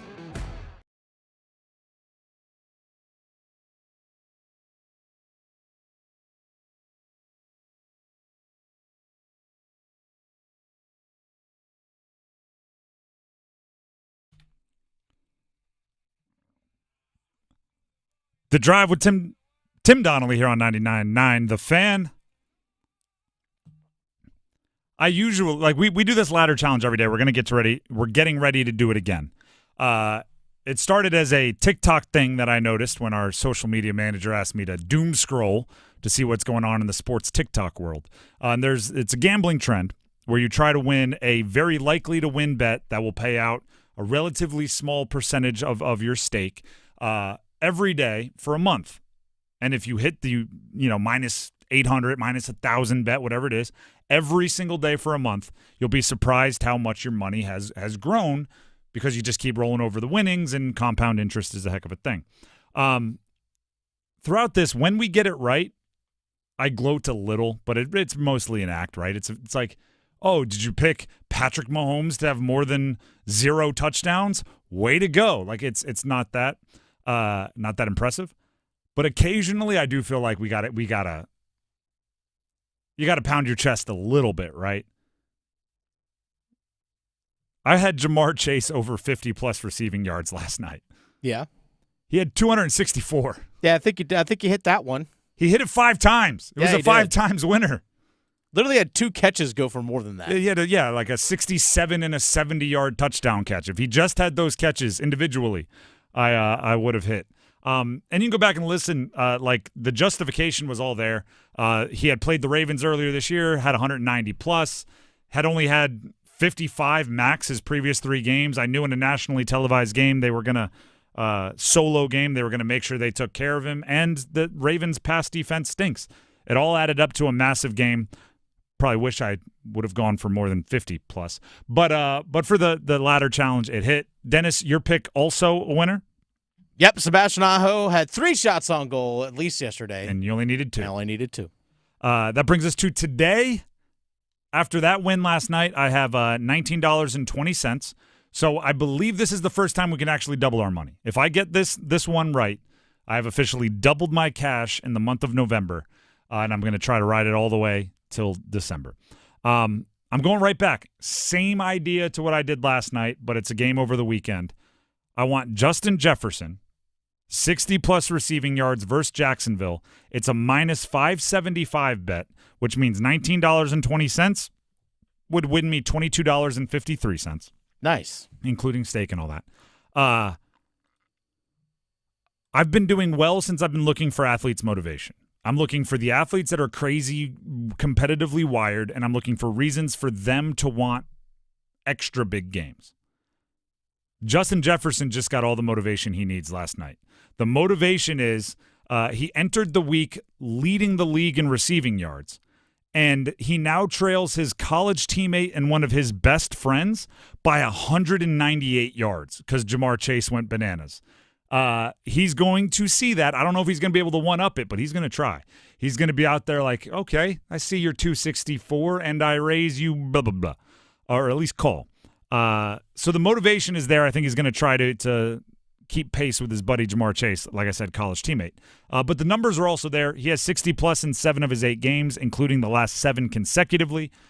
He is the all-time leader in the history of the NFL in receiving yards per game, 98, which is 13 more than anyone else to ever play the game. Calvin Johnson's second with, obviously, 13 yards less per game. He also averages 98 yards this season, so he's right on his career average. Jacksonville, who he's playing against, gives up the 4th most yards per game to wide receivers. I'm going to list all of the different players in the 8 games that the Jacksonville Jaguars have played. In the 8 games, they've given up at least 60 yards to these players: Tyreek Hill, Jalen Waddle, Devon Achane, Jerry Jeudy, Khalil Shakir, Nico Collins, Stephon Diggs, Alex Pierce, Josh Downs, Cole Kmet, Hunter Henry, Tucker Kraft, Romeo Doubs, and Devontae Smith. In 8 games, they've given up 60-plus receiving yards to 14 different players. Justin Jefferson, he's at least as good as Alec Pierce and Romeo Doubs. That's all I'm throwing out there. Let alone Khalil Shakir and Jerry Jeudy. So go ahead and give me Justin Jefferson over 60 receiving yards versus Jacksonville. When it hits, I'll have doubled my money, and we'll be rolling it over on Monday. Okay, I'm going to just be short and sweet and simple with this one. Chuba you Hubbard, don't overthink 40, like I do? Yep, just 40-plus rushing yards for Chuba Hubbard, minus 500. So $12 will roll into $14.40. There are questions there, but actually we can save those for Panthers Paw Print, which are coming up next, because the running back room, I think, is fascinating this weekend for the Panthers. But that is Ladder Challenge complete. We have our picks in, our bets in, and we'll let you know how they go on Monday. Right now, it is time for Panthers Paw Print, presented by Carolina Ford Dealers.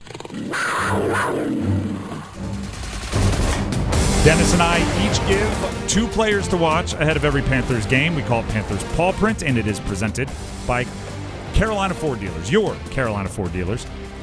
Dennis, you go first this time. The guy I just mentioned, Chuba Hubbard, now not only because he just got the extension, but the Giants' rush defense stinks. Mm-hmm. Like, it really is literally the worst in the NFL when it comes to yards per carry. Pretty simple.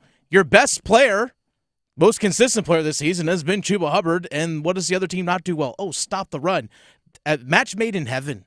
We could nitpick on best player. Some of them I don't think you can really differentiate. Like, who's playing better, Robert Hunt or Chuba Hubbard? It's like, I don't know. When Robert Hunt plays well, Chuba Hubbard has a hole to run through. When Chuba Hubbard plays well, Robert Hunt looks like he's blocking well. So it's sure there we can nitpick that. But I'm going to piggyback. I have Chuba Hubbard as one of my players to watch, not just because of what you said, but also because of the contract. You have the contract, now you have to live up to it. Right? It's with great money comes great responsibility. When you're on a 4-year, $4 million contract, which is what he's been on, when you play well, it's a nice surprise. When you have $33 million coming your way, $15 million of which is guaranteed, when you play well, That's the requirement. That's the expectation. It's no longer the scrappy upstart 5th-round pick Chuba Hubbard. It's now the 9th highest contract on average annual value in the NFL running back, Chuba Hubbard. Number 10 on that list, Derrick Henry. Like, that's how it goes from here. So I'm looking for Chuba Hubbard to have a big game. But also I'll throw this out there. We don't know if Jonathan Brooks is going to play. We know he is activated off of injured reserve, so he can play. If he does, that's interesting. And not because, like, I think Chuba Hubbard's going to be stingy with carries, something like that, but say Jonathan Brooks goes in there and his first carry's for 4 yards, his next one's for 12. I think you got to give him another. What if he keeps having success? You have a 2nd-round pick. You can hide it a little bit by saying, oh, he's coming off the injury, we want to limit his deal. But the hot hand is fascinating. Chuba Hubbard has not had, all respect to Miles Sanders, Chuba Hubbard has not had to deal with anyone else being the hot hand in the backfield this year. I keep saying, and I've said all year, and Dennis, you've echoed it, they need to get the ball to Chuba Hubbard more, at least throughout the first 8 games. That becomes more difficult when you have another talented running back. So I'm fascinated to see what happens if and when Jonathan Brooks ends up in the backfield. Who's your second player to watch? Second one to watch from me, it's going to be Trevin Wallace. The reason rookie. why I say is this. Young person take over. What's Daniel Jones good at? It's not a very long list. He can run. Daniel Jones can run. Like, he's actually one of the better running quarterbacks in the NFL. His pass game stinks. If he does run in a straight line for more than like 60 yards, he falls over. He does. But until that 60 yards, he's doing pretty well. I mean, he's saved more touchdown-saving runs himself than he actually has thrown for him. But here's the thing with Trevin Wallace, with his speed playing on the middle of that defense, it would not surprise me if Trevin Wallace is going to be responsible. Like, hey, make sure this dude doesn't break any long runs. That's why I put a lot on Trevin Wallace in this game. I'm a big fan of all of the rookies. Just as a blanket statement, I am a big fan of all of the rookies. Let's go ahead and jump into – oh, wait, I got my next one. J.C. Horn. I have J.C. Horn as my next player to watch. And part of that is because of who you're lining up against. You mentioned Daniel Jones and you mentioned their defense. Well, I look at the Giants, and the thing I see first is a gentleman by the name of Malik Neighbors. He is really gosh darn good as a rookie. Stud. Now J.C. Horn up until this point in just about every matchup has been the young, hyped up, great athlete trying to guard maybe the veteran wide receiver, and they're showing him old tricks. Now J.C. Horn is no longer the young stud. He's the slightly older veteran. I hope he takes the challenge of teaching Neighbors a few tricks, right? I hope he takes the challenge of locking him up. I want to see him travel with Malik Neighbors. I want to see him really take on the I'm cornerback one for this defense, you're wide receiver one for that offense. And by the way, when Malik Neighbors is healthy, they pepper him with targets. It's not like he's trying to change the game with 4 plays. He's trying to change the game with 16 catches. Yeah, it's like, here's 17 targets.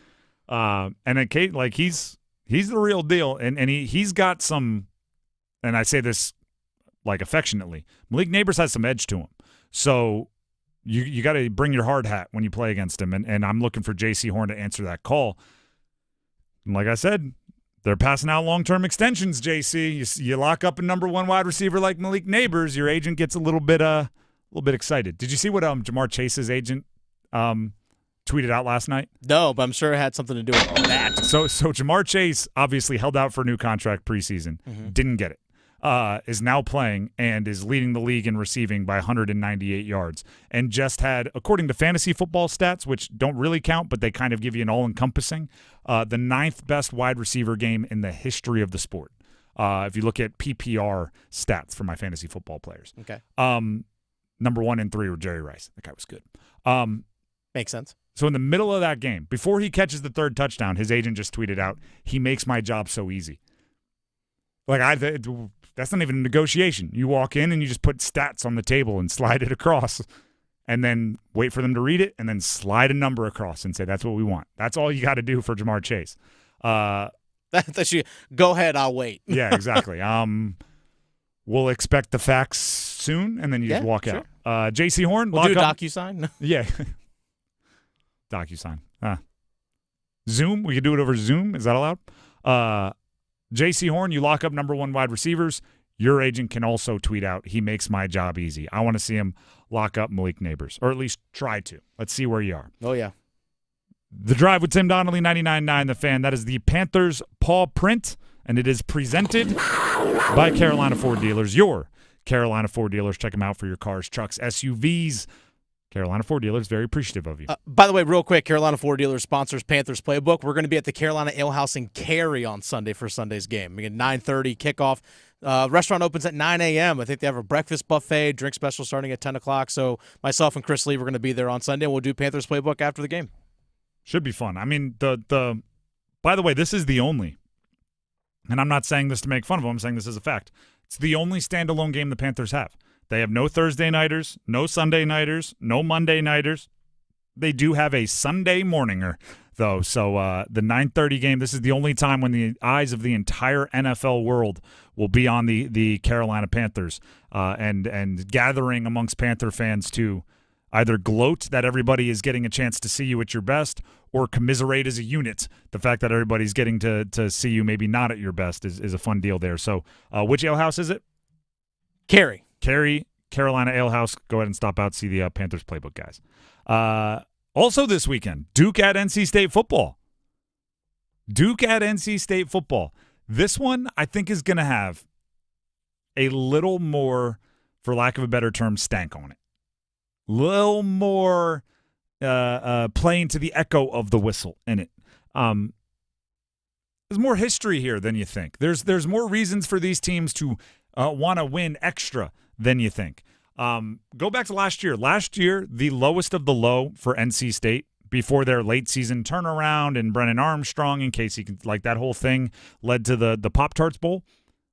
The lowest of the low was their 24-3 loss to Duke in Week 7. Duke was playing their backup quarterback, by the way. It was Henry Beelan. He completed 4 passes in the game, and yet Duke still won handily, 24-3. It's not they completed 4 passes and beat you by 3 scores.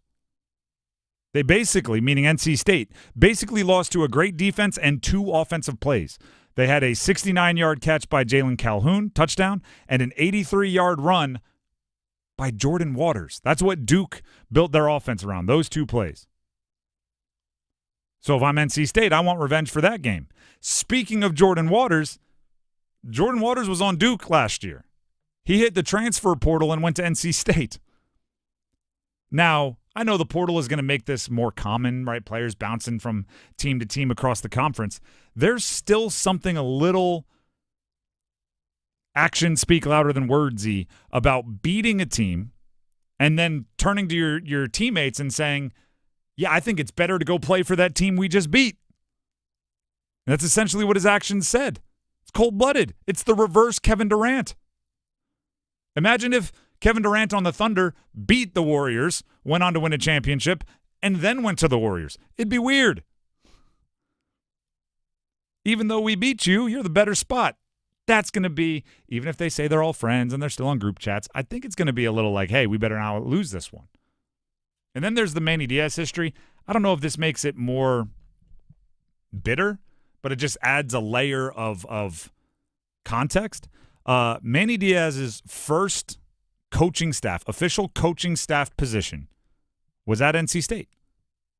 Before Duke, before Penn State, before Miami, before all of these places that he coached, he was first made a coach, first given a position group at NC State. He was a graduate assistant at Florida State. He was a graduate assistant at NC State.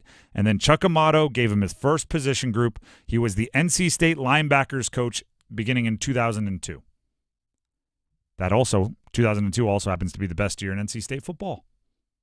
The only year in its long and storied history that they got double-digit wins.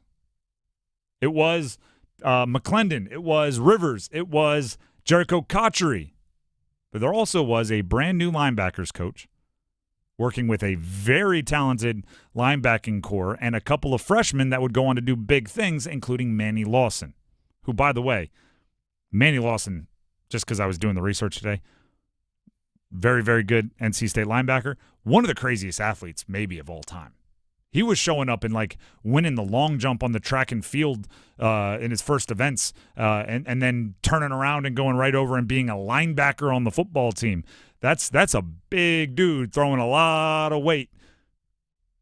20 some odd feet down the long jump pit. So just Manny was there, right? He's part of that story. He's part of the Phillip Rivers NC State Wolfpack. Now he's playing against NC State as the coach of Duke. So there's a lot of little histories going on here, right? There's a lot of reasons why these two teams should be very familiar with each other, even if it's not the first rivalry you think of when you think of triangle schools, right? They're nationally, it's probably UNC Duke, especially basketball. There's obviously the state UNC rivalry that everybody's very aware of. Then there's this Duke NC State one that might be the forgotten element, but it is absolutely one that I think comes with a little extra sting. From an X's and O's standpoint, we talked about this yesterday. Strength on strength. Strength on strength. C.J. Bailey and the NC State offense have been driving this little resurgence here over the last couple of games for NC State. And Alex Howard and Trey Freeman and those guys have been leading the surprising season that's already bowl eligible for Duke.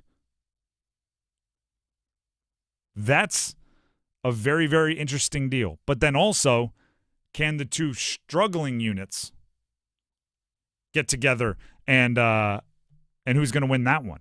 Because if you say strength on strength, what does the reverse logic say? Well, when they're both on the bench, it's going to be weakness on weakness. NC State's defense hasn't really been getting it done. Even in the blowout win against Stanford, they got gashed by some quarterback runs that ended up being pretty dramatic. Yeah, I was wondering if Duke's run game with Star Thomas was going to like kind of rediscover itself a little bit. State gave up, I think it was 5.8 yards per carry last game. It's not great, even though they won by 4 scores. And the Duke's offense, if you brought up Star Thomas, the running game hasn't been getting going. I mean, they've actually 2 games ago. I got to make sure I get all this timeline right. 2 games ago was the SMU game. And they didn't turn the ball over once on offense. They just didn't move the ball on offense. I think it was 70 passing yards, something like that for Malik Murphy. Then they go down to Miami, and it's the opposite, right? They actually do have some moving of the football. The issue is Malik Murphy has 4 turnovers. So the offense is kind of like spinning around like the chicken with their head cut off. They got to figure out what it is they do and lean on that. And NC State's defense, granted, I'm a big fan of Tony Gibson. They're gettable this year. You can have success against them. There's one of the things I love about Tony Gibson, the defensive coordinator for NC State, but I can also see why it may drive certain fans who are maybe more risk averse a little crazy. Is that guy has never seen a situation that he won't blitz the house, and when it hits. Game changers, right? Strip sacks, plays for a loss, massive third down stops. When it doesn't, it's like the quarterback runs I talked about against Stanford. You only have to make one guy miss, and there's nobody there to save you, right? Because everybody's flying upfield already. If I'm Duke, I'm looking to take advantage of those, right? If I'm Duke, I'm saying we could have a 12-play drive. Oh, yeah. Or we could time up a screen against one of these all-out blitzes and have a 1-play drive and not have to worry about the turnovers from last week, not have to worry about not picking up yards. You can NC State is gettable in a way that a lot of teams aren't because of the aggressiveness of their exotic blitzes. So if you get a cover 0, take advantage of it, and the whole game can be changed. One thing you don't have to worry about, though, if you're NC State, Malik Murphy doesn't run. True. He doesn't run. That's something you don't have to account for. So, and they've been cut up by it a few times, so that's kind of nice. But also, Duke has seen where I think it's Beelan they put in for a package of quarterback runs. Now, obviously, alarm bells should be going off when you see a new quarterback in there, but they do have that package in the playbook if they want to use it. Yeah. But if you're surprised by a quarterback run when they put in their running quarterback and take their pocket passer off the field, that's kind of on you. I'm wondering because Malik Murphy does struggle consistently completing like intermediate passes. Like he throws a great ball, but the consistency on his completions on intermediate level passes it's just not there. I'm wondering if Tony Gibson's like, hey, I don't have to worry about that guy running. Let's press. Let's send 6. Like and force them to pick everyone up, and you know what, and just impress and maybe cause a couple turnovers. That's maybe what Tony Gibson's probably thinking. I guarantee you, he doesn't even need to know that he struggles with the intermediates to consider pressing and consider sending it because he sends it against every different style of quarterback. But if he, talk about smelling blood in the water. If he senses a rattled quarterback, then it's all systems go. So that's when the two strengths aren't on the field, right? Because when NC State's offense and C.J. Bailey, who's playing great as of late, with all the weapons and Hollywood Smothers emerging as a running threat, and all those wide receivers and Justin Jolie at tight end, when they're on the field, then you're up against Manny Diaz's defense, and that's the chess game will get much more. I would say schematic rather than social, right? Tony Gibson's going to be looking to rattle people. Manny Diaz is going to be looking to confuse you, and because it's maybe just a higher quality when those two units are out on the field. The Drive with Tim Donnelly, 99.9 The Fan. We still have so much to get to, including one of my favorite segments of the entire week, Real Bold Predictions. I have a good theme for Real Bold Predictions coming up next. Stick around to find out. We're kicking it this fall with college football. Join 99.9 The Fan all season long and catch your favorite teams in action. The ACC, the SEC, and every conference that matters. You'll find the best matchups here. The Blue Devils up 21-20, and they got their arms reaching for that bell. College football on 99.9 The Fan is brought to you by Wake Med, Sammy's Tap and Grill, and Roofworks. If you need bold banners to boost your business, but you're on a budget, think Staples. Because now at Staples, you can save up to $50 on your print purchase. From posters and flyers to signs and menus, Staples can print anything you need to move your business forward. And with Staples Print Perfect Guarantee, it's done right or it's printed again free. Plus, same-day service is available on hundreds of items if you order by noon. Get it printed right at Staples. And now get up to $50 off your print purchase. And 7/6, visit staples.com/print for details. Martha was ready to switch to a career in IT. There's always a need for IT specialists, especially with AI coming out and cybersecurity. It's practically recession-proof. She heard an ad for My Computer Career and jumped in feet first. Taking exams and getting certified in a matter of just months. Even better, you can work from anywhere. Wherever you are. If you're on vacation, you can still clock in. I work out of my house in my pajamas. My Computer Career even provides job placement help. The career specialists, they're very helpful. They care about you as a person. You're not just a number to them. Launch a new high-demand career in IT or level up with more certifications. Build a career in record time with less money. I would recommend My Computer Career wholeheartedly to anyone. Indeed, it was the right move for me. Take the free career evaluation today. Become an IT pro in just months with zero experience at mycomputercareer.edu. Hey, bud, why the long face? Got laid off again, like the third time since the plague. You should move back in with your parents. What? Well, let's go to Sharky's. Now that's a good idea. Hey, they hiring? No chance they'd hire you, but Sharky's is my favorite spot, and I just love hanging there. Sharky's it is. We can discuss a new job over a cold beer and the best wings ever. He's right, No one's gonna hire you. Move back in with your parents. Sharky's, quite possibly the best neighborhood bar in the world. 'Tis the season for family and friends. 'Tis the season for gifting. And 'tis the season for making holiday dreams come true. 'Tis the season for using the old-timey contraction 'tis. And 'tis the time of year for holiday scratch-offs. With over $85 million in total prizes, 'tis the best gift of all. 'Tis the season to gift endless joy with holiday scratch-offs from the North Carolina Education Lottery. Must be 18 to play. Approximate overall odds of winning range from 1 in 3.06 to 9.95. Problem gambling helpline 877-718-5543.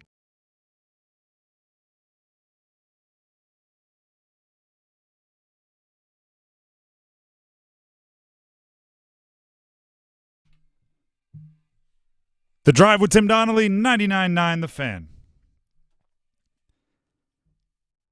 It's time for real, bold predictions. It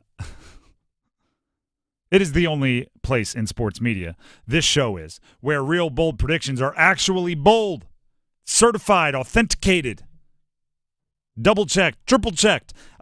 Basically, this whole segment was designed because I get frustrated hearing other sports media entities, shows, podcasts, whatever, do bold predictions. And they're not bold. But there's no one there to say that's not a bold prediction. Hey, real bold predictions, next up on blah, blah, blah show. Today, bold prediction, Lamar Jackson gonna throw for 2 touchdowns. It's like, well, yeah, he's got 24 on the season. What do you mean? What are we doing here? So what we've done is we've installed the bold enough bell and the not bold enough buzzer. I make a prediction that I think is bold enough, and if I get the buzzer, I have to make it bolder on the spot until we hear the bell. It's the only way to ensure that our bold predictions are actually bold. And then I explain why I think it's possible and the like. We had a good week last week. So I'm hoping to stay hot with some bold predictions. Last week, the theme was season and career highs. Everyone's prediction was a season or a career high. C.J. Bailey hit with a career high in touchdown passes. Omarion Hampton didn't hit with a career high in rushing yards, but he had 265 total yards. I just wasn't anticipating 90-something receiving yards. And he had 5 touchdowns. So that was the theme last week. This theme this week is Ask and Ye Shall Receive. It's inspired by the fact that it seems like whatever we say about the Carolina Hurricanes, like, oh, this is what I want to see from them tonight, they go out and do exactly. It's like, I'd like to see Jordan Martinook. He hasn't scored yet this season. I'd like to see him score. I said that before Tuesday's game. He scored Tuesday, and then he scored again on Thursday. It's like, you know what? I think you're listening. Hey, I think Pyotr Kochetkov needs to have a bounce-back game after Tuesday. Well, he had 35 saves last night, and it's like, you're bouncing back exactly. So these are all things that I kind of hope that power continues, and I get to just start asking for things, and they happen. So it's like half prediction, half I'm trying to manifest. Ask and ye shall receive. We'll start with Canes.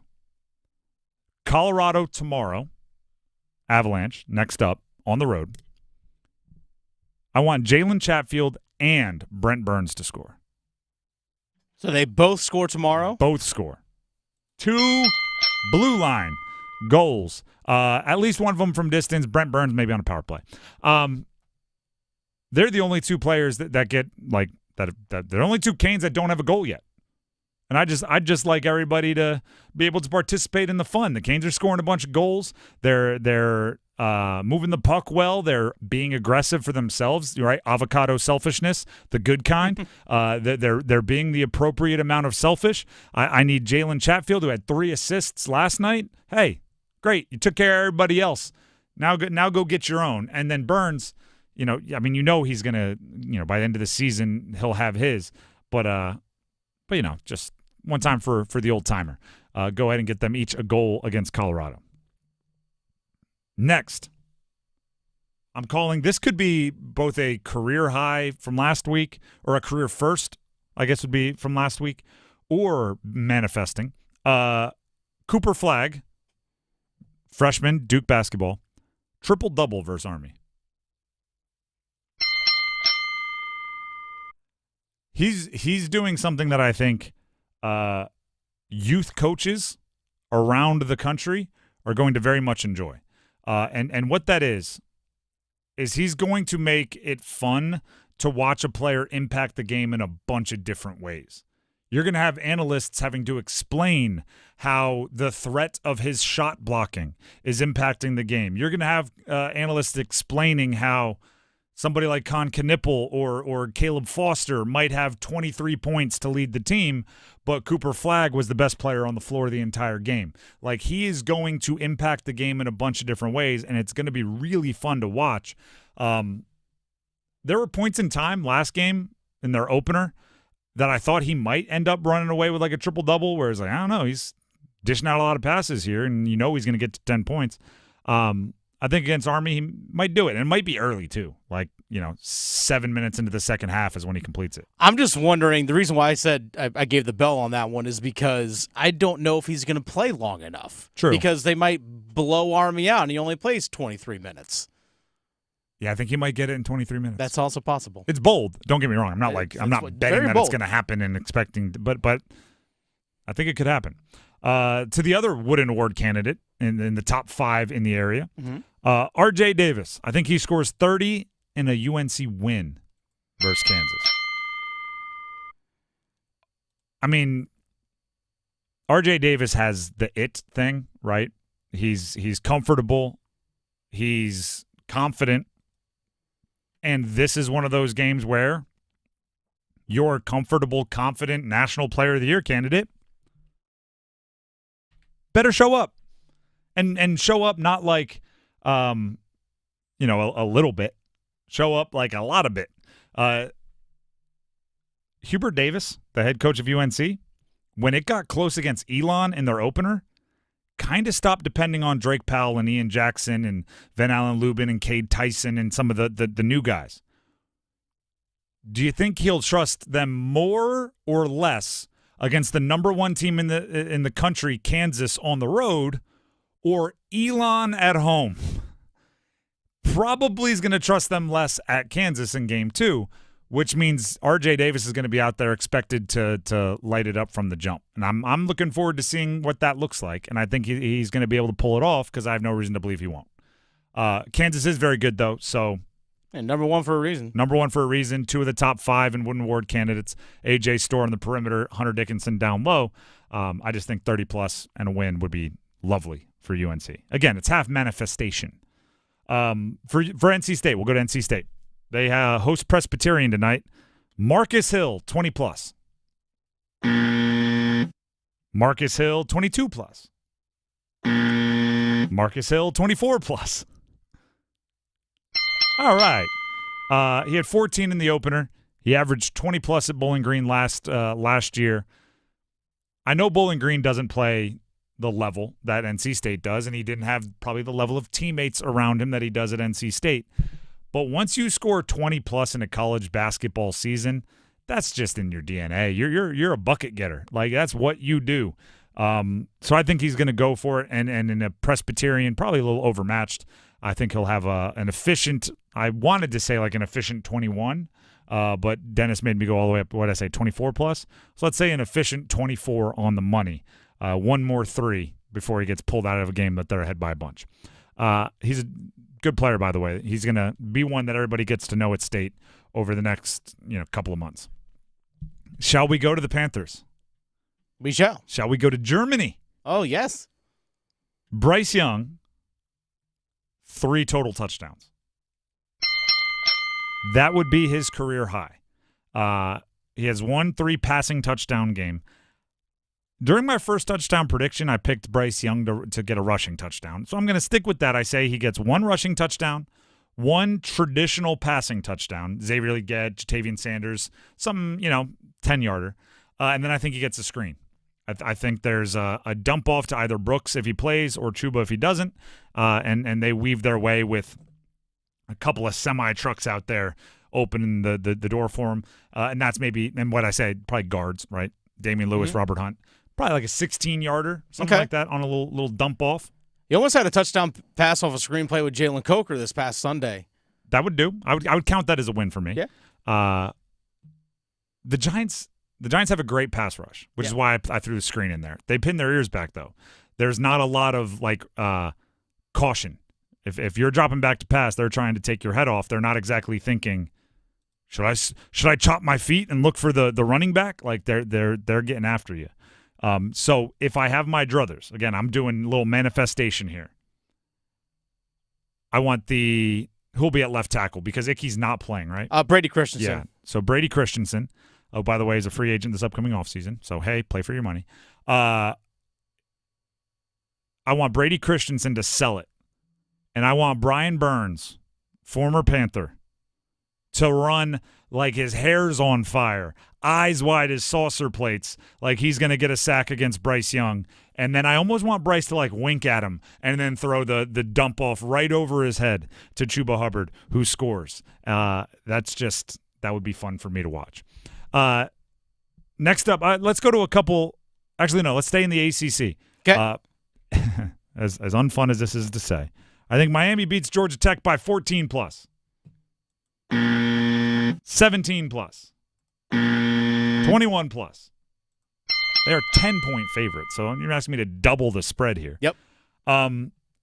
Whether you like it or not, if you are a fan of the Atlantic Coast Conference, if you're an ACC fan, we are now Miami fans. And actually could be worse. I know that Miami fans aren't always the most fun, but it's not Florida State. It's not Clemson.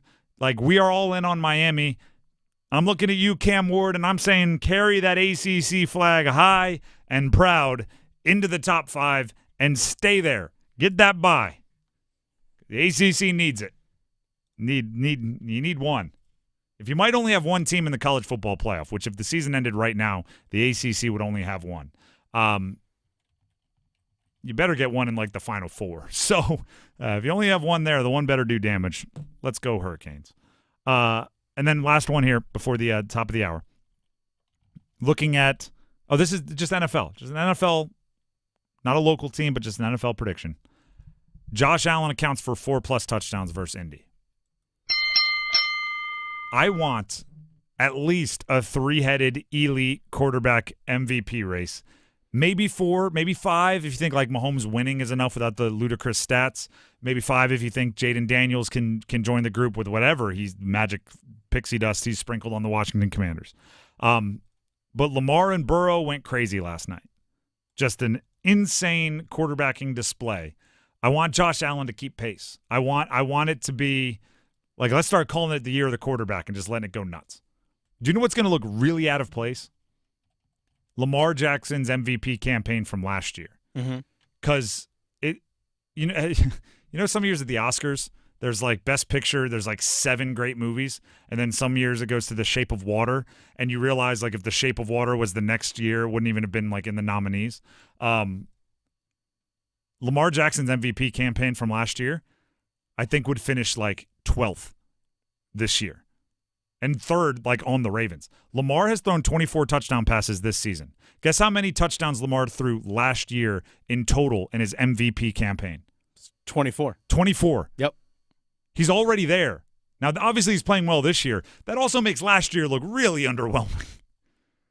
Joe Burrow is going to throw for 1 billion touchdowns, and he's not even going to be in the MVP race because his team's losing too much. Josh Allen needs to keep pace, so I'm hoping for it. The impressive thing with Lamar Jackson this season, only 2 interceptions. And we'll look at Josh Allen. Only 2 interceptions. Yeah, he's 17-2 and 24-2. So if Josh Allen accounts for 4 touchdowns this week, then he's up there in the lower 20s with Lamar with 2 interceptions. So I'm hoping that. I'm willing that into existence with my bold prediction.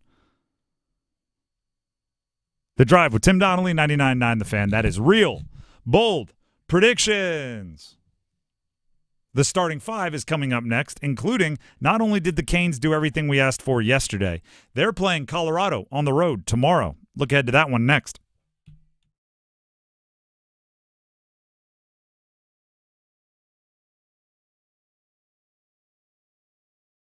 The Adam Gold Show.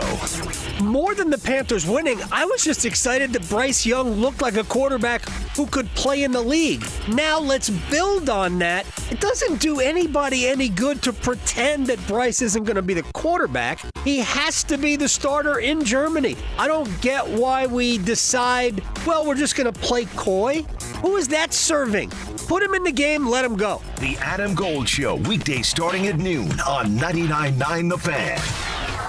Caesars Sportsbook is the only sportsbook app with Caesars Rewards. Win or lose, every bet you place brings you closer to perks only Caesars can offer. Hotel stays, bonus bets, game tickets, and more. Download the app using the promo code Radio1000 and you'll place your first bet today. If you win, great. If not, you'll get it back as a bonus bet up to $1,000. Must be 21 plus and physically present in North Carolina. New users only must register using eligible promo code. First bet after registration must qualify. Max bonus bet $1,000. Bonus bet expires 14 days after receipt. Void where prohibited. See Caesars.com/promos for full items. Tribal Casino Gaming Enterprise is a licensed operator by the North Carolina State Lottery Commission. Know when to stop before you start. Gambling problem? Call 1-877-718-5543 or visit morethanagame.nc.gov. Morning people wake up for peace and quiet. McDonald's breakfast people, we wake up for the sweet rush of getting that warm, delicious breakfast right before it ends. Enjoy a savory sausage McMuffin with a fluffy egg for only $2.50. Be a McDonald's breakfast person. Get the most important deal of the day right after you wake up. Price and participation may vary, cannot be combined with any other offer or combo meal. Ba-da-ba-ba-ba. At the UPS Store, we know being a small business owner means holiday time is still go time. Still get those orders shipped time. And still re-up on stamps and supplies time. That's why this upcoming holiday, while others close up shop, we'll be open. And happy to help you keep being unstoppable. Come into your local store today. Most locations are independently owned. Product, services, pricing, and hours of operation may vary. See Center for details. The UPS Store. Be unstoppable. It's Tim Donnelly for Window Nation. Experts say that heating costs are increasing up to 23% this winter. And if your windows aren't from Window Nation, your money is literally going out the window.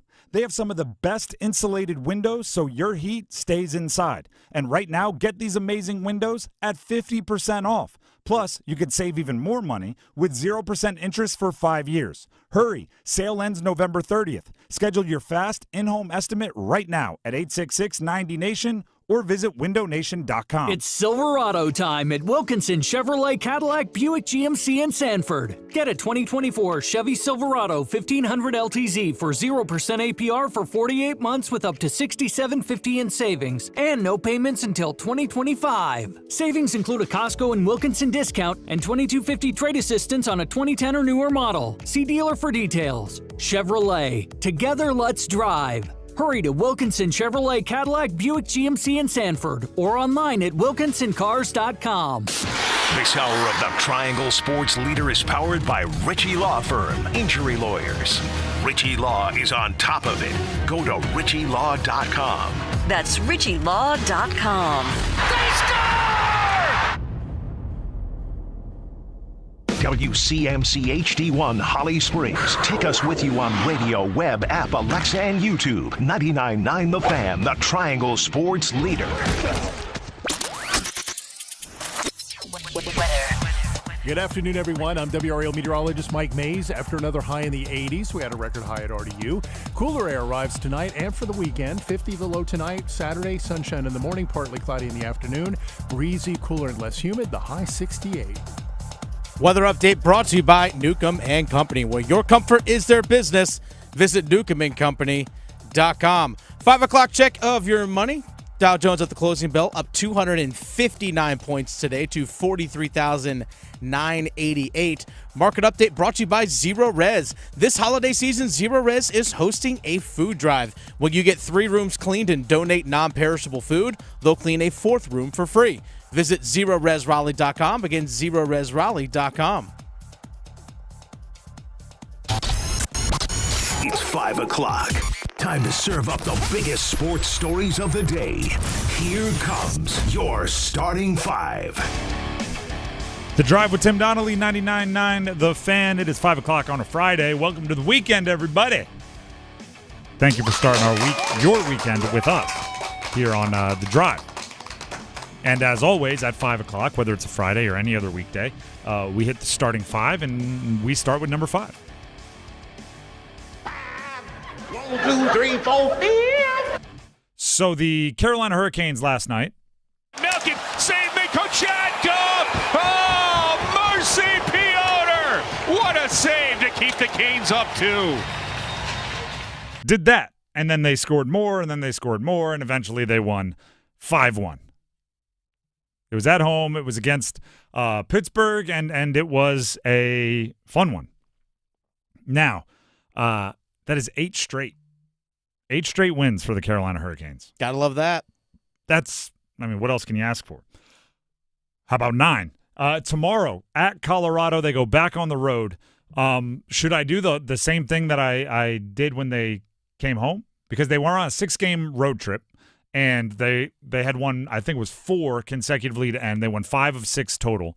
And, sounds right. And I spent probably 5 minutes on the show saying, they got to keep that momentum. They're at home now, right? When you're on the road, you don't have any distractions. You're right. You don't have to worry about what the kids are doing or what the plumber that needs to come to your house. Now you're at home and you're more people, and you gotta keep the same mindset. And then they rolled through the homestand 4-0, and it turns out I was a little overthinking things and a little too worried. Well, now. Well, you're 4-0 at home. You're going on the road. You're not sleeping in your own bed. You're not eating the same pregame meal. Are you going to be – it seems like Rod Brindamore has the guys locked in to the point where they're overcoming the little things, right? It's you give up a softie. All right, cool. Let's find a way to win. Aho takes 8 shots and doesn't score any goals. All right, that's cool. Where's Martin Necas? Like they're really not being – knocked off of their focus easily, which is the sign of a really, really good team and a sign of a team that trusts everybody, which has happened very quickly for a team that did bring in quite a few new guys. They brought in 2 new guys last year. At this point in the season, they weren't settled. They brought in a billion new guys. Maybe not a billion, but like 30-40% of the roster is new this year, and they settled in like in a week. So something's clicking with this year's Canes team. That's obviously a very, very good thing. The crazy thing is, I went to Canes practice today before they left for Colorado. They feel like they haven't played well the last couple games. That's kind of the thing. Is when I asked Rod about it, and he goes, last game, for example, last night, is that they were kind of got away with a couple things. It's like, you know what? As opposed to fully getting back in the defensive zone, kind of hanging out in the neutral zone, trying to look for that home run play. And I asked him, I was like, well, it didn't hurt that you guys knocked him out of the park. He goes, yeah, we did, but that's not going to be a night in and night out thing. Like, you can't always bank on that. So, you could tell the last couple games, even talking to players, yeah, we actually really, even though we've won 8 straight, we really do need to get back into playing on a shift-by-shift basis, doing everything that we want to do. Well, but it shows you how talented they are as well, that they can get away with it. I'll buy that they didn't play great on Tuesday. Their words. I know, but it's when the most attractive person you've ever seen is like, oh my gosh, I have a zit. It's like, yeah, you're gonna be fine. It's the Panthers, the Carolina Hurricanes. The Panthers wish they were playing like the Carolina Hurricanes. There's that. How many years does it take the Panthers to get to 8 wins? Panthers did it, or Canes did it in their last 8 consecutive games. They are playing well. I actually like it even more so because it just shows the standard, right? Should I go full Dave Canales talking about what impresses me about the Canes? This is a fun little crossover event. I feel great about playing football right now. The thing that impresses me about the comments you just said, that guys are acknowledging that even though they won 5-1 and even though they've won 8 straight and even though, to the layman, the casual, it looks like they're playing great, they're still nitpicking and they're not happy with the way they're playing. It shows me that they are process above results, right? The scoreboard shows the results. The process shows what they're judging themselves off of. It's another way to put it is this. My offensive coordinator used to love telling us that we were successful due to OBA. That's what he called it. Sometimes he would scream OBA at us. OBA stands for offense by accident. What that meant was bad read, bad decision, bad footwork. You did a whole bunch of bad stuff, but then threw a pass into coverage and it was caught. And he would go, that's OBA. OBA. That's offense by accident. None of the process that you did to get to the end result was what you should have done, but maybe you picked up the first down. So don't celebrate that first down. That was by accident. I guess the Canes are kind of saying, that's a 5-1 victory by accident. It's a 5-1 victory. And by the way, at no point in time did my offensive coordinator ever say, let's go play second down. No, it was always like, we'll take the first, but don't be happy with how you got there. Like, you take the wins, but you need to nitpick. You need to strive to be better in process. Because if you continue playing with that fire, you're going to throw interceptions, or in their case, you're not going to win those games. Still going for 9 straight against Colorado. Dennis, give us one key to that game quickly here, because we're up against it. Oh, that's a tough one. Colorado's got some stars. To me, it's about McKinnon. Yeah, Nathan McKinnon, all those guys are really keep it 5-on-5. Keep it 5-on-5. Stay out of the box. Stay out of the box. It is just bringing up McKinnon real quickly. You do see how unbelievable some of these guys are, because McKinnon's having a really good season. But like, you go to the preview page on ESPN for this game, like the schedule page, and it shows Martin Necas is the leader for most categories for the Canes. And you think, like, Necas is having this unbelievable season. He's on fire, career best this, career best point streak, multiple point games. And then you look at it, and McKinnon has 2 more points than he does on the season. Granted, games aren't the exact same, but it's just like, oh, yeah, there's guys out there that the expectation is to be that unbelievable. And you can still beat them, just throwing that out there. That's number 5. Let's get to number 4. 1, 2, 3, 4, all together. The Pirates are truly letting it rip tonight. And there's the latest example. Anthony Smith, touchdown. We previewed some of the exciting college sports action going on around the state of North Carolina yesterday, so we thought we'd pay that off with a recap here today. It's kind of Goldilocks, right? One was very good, one was very bad, and then one was kind of right in the middle. You heard from the very good. ECU smoked Florida Atlantic. That's on the football field, and it's a game that ECU kind of needed. You're looking towards bowl eligibility and things. It's much easier having beaten Florida Atlantic, so they got what they needed. Their offense was cruising. It was a good day for ECU. The rough day goes to App State, because App State was in a similar start looking towards bowl eligibility and things. Would have been much easier if they beat Coastal Carolina last night, but they didn't. They lost to Coastal Carolina, which now puts them kind of they got to make up ground from this point forward. And there's other things that may be on the line for App State. So losing that game carries more weight than just one tally in the L column. Then there was the middle, right? The kind of not awesome but not horrendous. The middle that goes to Wake Forest men's basketball playing against NCAA. They won handily. It wasn't like a 1-score game or anything like that. But they also didn't probably dominate the way they should. With the 5 veteran starters that they have, they probably should have looked a little bit more dominant, which is why it's not unbelievable. But also, it really wasn't in doubt for much of the crucial parts of the game. So it's not terrible. It just kind of is what it is. Wake Forest beats NCAA. And for NCAA, for North Carolina A&T, that's a good game. Like, you showed some things. There's some things you can build off of there. So they should have been included in the recap as well. North Carolina, when it comes to college sports, it's a great state. It's great. Pretty stacked. Yeah. That's just a random Thursday. And there's better action, I would say, coming up in the next 3 days. That's number 4. Let's get to number 3. R.J. Davis right back to Cadeau. Well, he's going to pull a 3. Yeah, why not? Let's start it with a triple as Cadeau knocks it in from the right wing. Speaking of things that might be, premier college sports in the next 3 days, tonight we're going to run through a couple games here, but number 9 UNC at number 1 Kansas men's basketball. It's about as good as it gets. You just heard R.J. Davis and Elliot Cadeau starting off the season last week for UNC.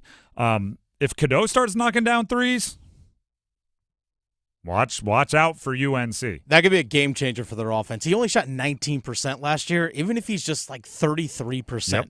Just have to be respectable from 3. They're so dangerous when Cadeau has the ball because he's such a good distributor and he's crafty getting to the bucket. He's a good finisher, even though he's a little undersized. But when he gives it up to someone like R.J. Davis, if he can then provide spacing, watch out. And also just the entire UNC team is going to be tested in this one. They're playing the number 1 team in the country on the road for their second game. The big men, Washington, Withers, Van Allen Lubin, they're going to have to deal with Hunter Dickinson. That's not easy. Even if Kansas didn't have maybe the best big man in the entire country, this would still be a really tough situation. It would still be a really tough environment going into Allen Fieldhouse. Hubert Davis talked about playing on the road early in the year in a game like this. Having this level of competition on the road is always good for us. I thought the exhibition game playing at Memphis was good for us. Playing Johnson C. Smith here at home. Obviously, the game against Elon really prepared us in a number of different ways. I can tell you this. I hope Elon prepared you in a number of different ways, but Elon and Kansas are not the same beast of a basketball team. You're going to have to – and by the way, Elon did give you a run. You were down 2 with 6.5 minutes left. You're going to play a lot better than he played in that one if you expect to be competitive with Kansas, let alone win. I want to see R.J. Davis be special. Army is playing in the Triangle at number 7 Duke. This is a cool game for a few reasons. One, the service academies are always cool games to play. You want to beat them in the field of competition and then go shake their hands and thank them for obviously choosing the career that they've chosen. And also you assume I thought about this all the time when we would play Navy in college. I would always assume they're never going to miss an assignment, right? You're playing most teams. If you see somebody who doesn't feel like they are where they're supposed to be on the defense. I'm talking football now. When I played, you'd see a safety kind of out of position, and you might think oh, that guy might have messed up. When you're playing Navy and you see a safety out of position, you're like, well, he's definitely not out of position. He's disciplined. So what am I missing about the defense? It's just you expect that because it's a service academy. It's also the next game for one of the most heralded freshman classes in the country. You're going to see another Cooper Flag frenzy. You're going to see Con Knipple. You're going to see Kamen Malawash, maybe Harrison Evans off the bench. Every game for John Shire and Duke is another chance for them to what's the term I'm looking for? Coagulate. The chance for them to come together as a unit and build off of their potential. Because as any coach will tell you, potential and $8 will get you a cup of coffee at Starbucks. I don't know how much coffee is, but it seems like $8 will make it happen. And then lastly, as far as our little number 3 here in the starting 5, Presbyterian going to Raleigh to play NC State men's basketball. I said this earlier, but I really like it as how you frame this game. This is the first game of the year for NC State. I know they played once already, right? They played against South Carolina Upstate, won the game to open their season. I'm considering that the last game of last year. That's the post-credit scene, the epilogue. That's the last game of last season. It was electric. They rose banners, ACC championship banner, Final Four banner. The crowd applauded greatly, but not really for this year's team. They were applauding the accomplishments of last year. And the electricity in the building undoubtedly helped them win that game. But it wasn't electricity that was earned by this year's team. It was carryover, right? The fans hadn't been in a stadium to thank NC State and Kevin Keats for the Final Four enjoyment. That all took place in Game 1. Tonight against Presbyterian is the start of this year's team, right? Last year means, I don't want to say means nothing anymore because it means something when your career is over, but it means nothing to this year's team. Nobody's going to walk in and go, oh, gosh, that's the Final Four from last year. That's the ACC champion from last year. Do you guys want to start with a 12-point lead? That's not how it works. So you're going to have to make it all happen tonight and build from there. Anything to add about the basketball in the area, Dennis? Exciting matchup again, UNC Kansas. Oh, yeah. I love the fact that it's a top 10 matchup this early in the year. I think it's good for the sport. Kansas might as well just be in the triangle. Yeah. They're playing all 3 of them. They are. Which I give Kansas credit for. I make fun of the Big 12 a lot for not scheduling well non-conference. I want to be very clear. I exclude Kansas from those jokes. Yeah. Kansas is essentially an ACC team playing in the Big 12. They schedule a tough non-conference game. They can play inside and out. They're not a Big 10 team that's only physical. They're not an SEC team that only runs. They can do both. I have a lot of respect for the way Kansas plays and the way they schedule. In a lot of ways, they do it the ACC way. That's number 3. Let's get to number 2. Just the two of us. Bailey pump fakes once. Now Tuck swerves to the near side. Still can throw. Lobs it. End zone. Touchdown, Jolie. It's a 9-yarder as Bailey drifts to the right and throws a dart to Justin Jolie. Duke visiting NC State football this weekend. I'll put it this way. CJ Bailey and the NC State offense have looked really, really, really good the past 2 games. There is a difference between doing it for a fourth quarter against Cal, because they did have a comeback there, doing it for a full game against Stanford,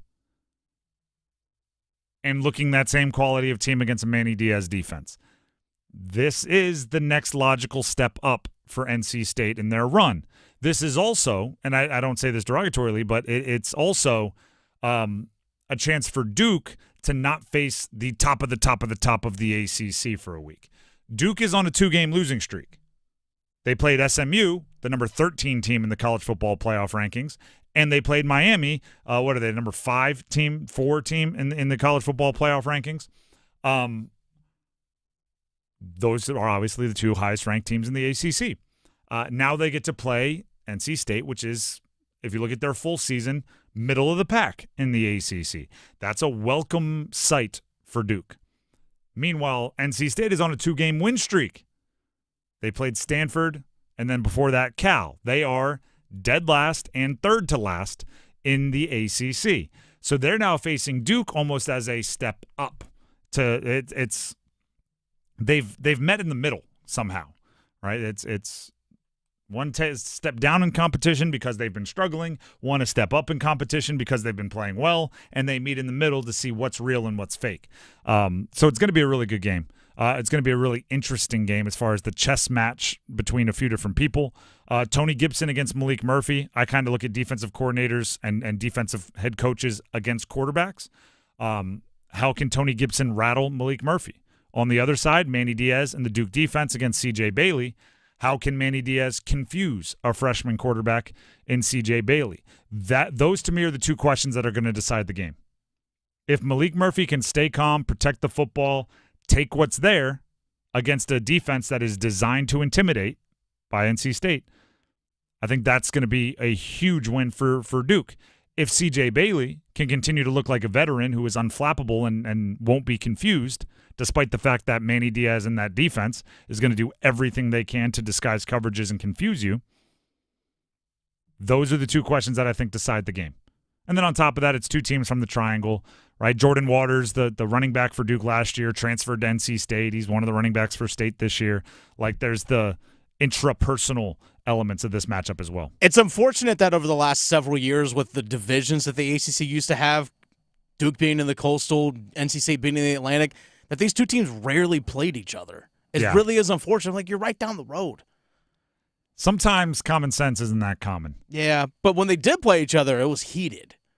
And by the way, last year, Duke took it to State. Yeah. Particularly Duke's defense. It was a 24-3 victory. Duke won. Duke completed 4 passes in that game. Henry Beelan was in there as a backup for Riley Leonard. 4 passes. They essentially won the game, Duke did, with really good defense the entire game. Yep. And 2 offensive plays. They had a Jalen Calhoun 69, 70-yard touchdown, and they had an 83-yard, that was a touchdown reception, and an 83-yard touchdown run by Jordan Waters. That's right. And that's about it. Like, other than that, neither offense did a darn thing. I don't expect that to be the way this year. Both offenses should be better than that. And both have the quarterbacks who are, have been starting. There's no shifting there. That's number 2. Let's get to number 1. Do you know any words in German that you can share with us? 9. That was Bryce Young in Germany. Panthers versus Giants, 9:30 a.m. Eastern, Germany. Well, first of all, for former Panther news, there's the Carolina Panthers paid Chuba Hubbard big money yesterday. The 2 running backs ago for big money contracts from the Panthers, right? Because there was Miles Sanders in the middle. Christian McCaffrey, according to 49ers head coach Kyle Shanahan, is good to go for the Niners game versus Tampa this weekend. So he's coming back. Just thought, I still see a lot of 22 jerseys running around for the Panthers with CMC. I don't know who you blame for that one. Either way, Panthers versus Giants, let's jump into it. There's a lot going into this game. There's a lot that the Panthers need to do well. I'm not sure there's anything more important in this game than at least faking like Dave Canales and Bryce Young trust each other. Dave Canales spoke about, to the media, building trust and his relationship off the field with Bryce. It's just constant communication. It's talking through all of your concepts, building the relationship first and foremost on getting to know each other, which started almost a year ago now. But, I think beyond that, it's just making sure that as we go through every game plan and the little adjustments and the things come up, those are things we have to continue to talk about, and so that we get used to our communication style and what works for both of us and those things and what's important to each of us. Interesting. I don't know if I believe him. Fake it. When a team is playing against a defense with a tremendous pass rush, it becomes about trust. It's you might as well be, and I don't know if this is still what you do. Have you ever been to in middle school, we used to go to a ropes course. You know what I'm talking about? I know what you're talking about. Like trust falls, and you got to climb up and walk across rope bridges and everything. And you were always with a partner. Someone had to be like your same weight, and they would be hooked up. And when you climb walls, they'd be, I think they call it belaying. And you always had to double check, belay ready, belay on, because you had to trust this person to help you and keep you safe. Belay. On belay, that's it. Dave Canales and Bryce Young should darn near be doing that. Right? Before every drive, Bryce Young should be looking at Dave Canales belay ready, on belay, whatever the heck you say. Because that defense, it's a high wire act, right? When you drop back to pass, Dexter Lawrence might be in your lap quick. Brian Burns is the equivalent of you walking across a rope bridge and one wrong step, you're getting your head taken off by a pretty darn good pass rusher. That's how it works. So, instead of trusting somebody to zzz some rope for you, you're trusting Dave Canales to understand that if we get in this formation, they're going to check to this, and there's going to be a wide receiver open early enough for me to get rid of the ball. And then the reverse trust is true also. Dave Canales is trusting Bryce Young that if I scheme open a wide receiver quick enough for you to get rid of it, you're going to throw an accurate ball. You're not going to hold on to it too late and set yourself up for a sack or a sack fumble. The trust there has to be evident from the beginning, because the flip side of it is bad too, or is catastrophe. It's not just bad; it's awful. Which is when a defense recognizes that a coach doesn't trust a quarterback or a quarterback doesn't trust a coach, they feed, right? They pounce, because then they know, all right, they're not going to be calling passes in this situation so we can sell out, or they're going to be calling certain simple quick game and screens and this, and we can pounce. It's a game of trust. It's a game of trust. And maybe it's the old school relationship test. This is I don't even know where I first heard it, but it's genius. If you're dating someone and you're I don't know if we should get serious, I don't know if this is just a fling, one of the all-time tests is good. Plan a trip to someone, go visit someone who's 6+ hours away and drive. If you can do 6 hours in the car with somebody, more than one tank of gas, and enjoy it and talk and not fight and not get annoyed by the fact that they keep tapping their fingers on the window, it's just a good relationship test.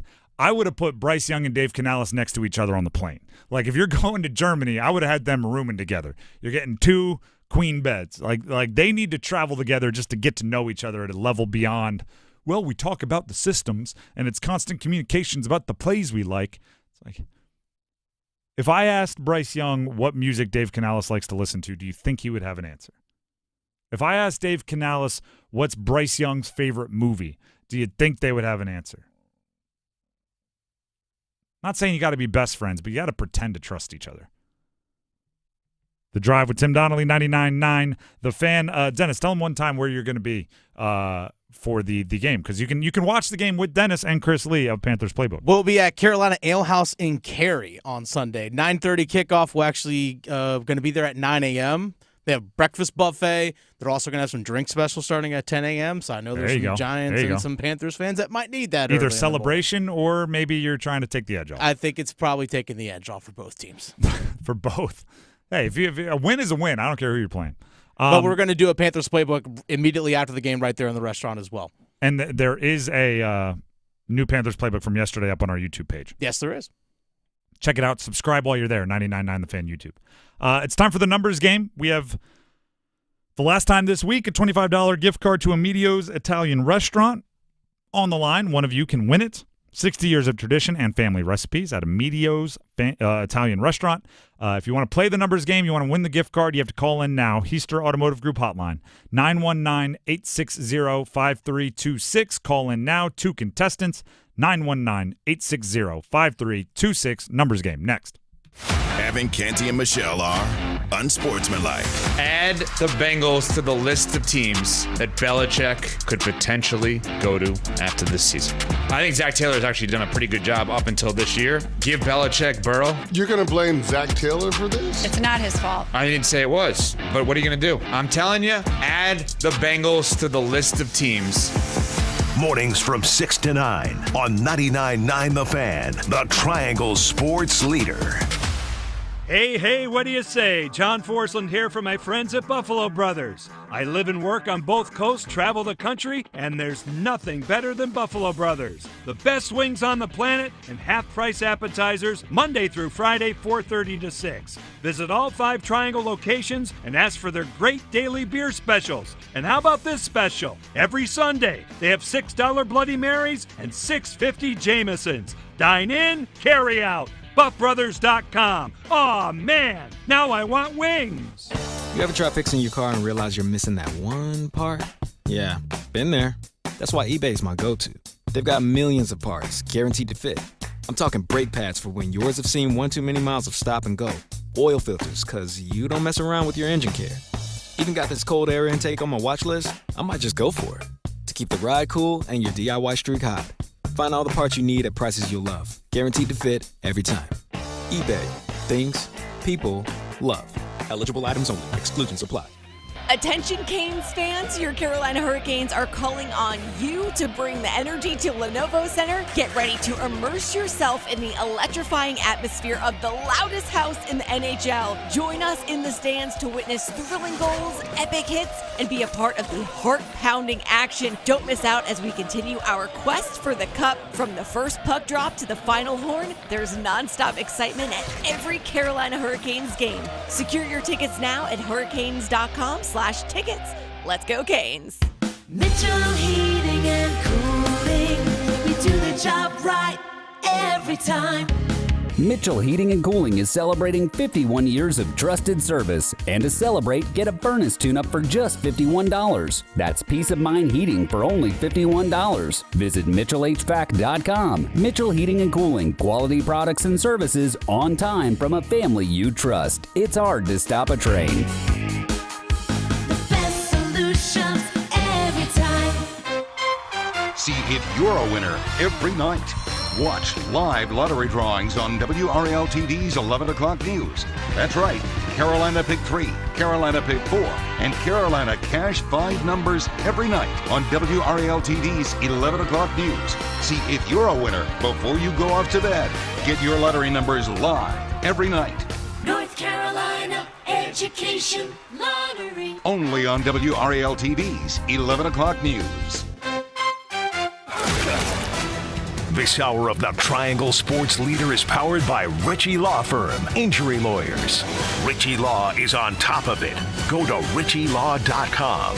That's ritchielaw.com.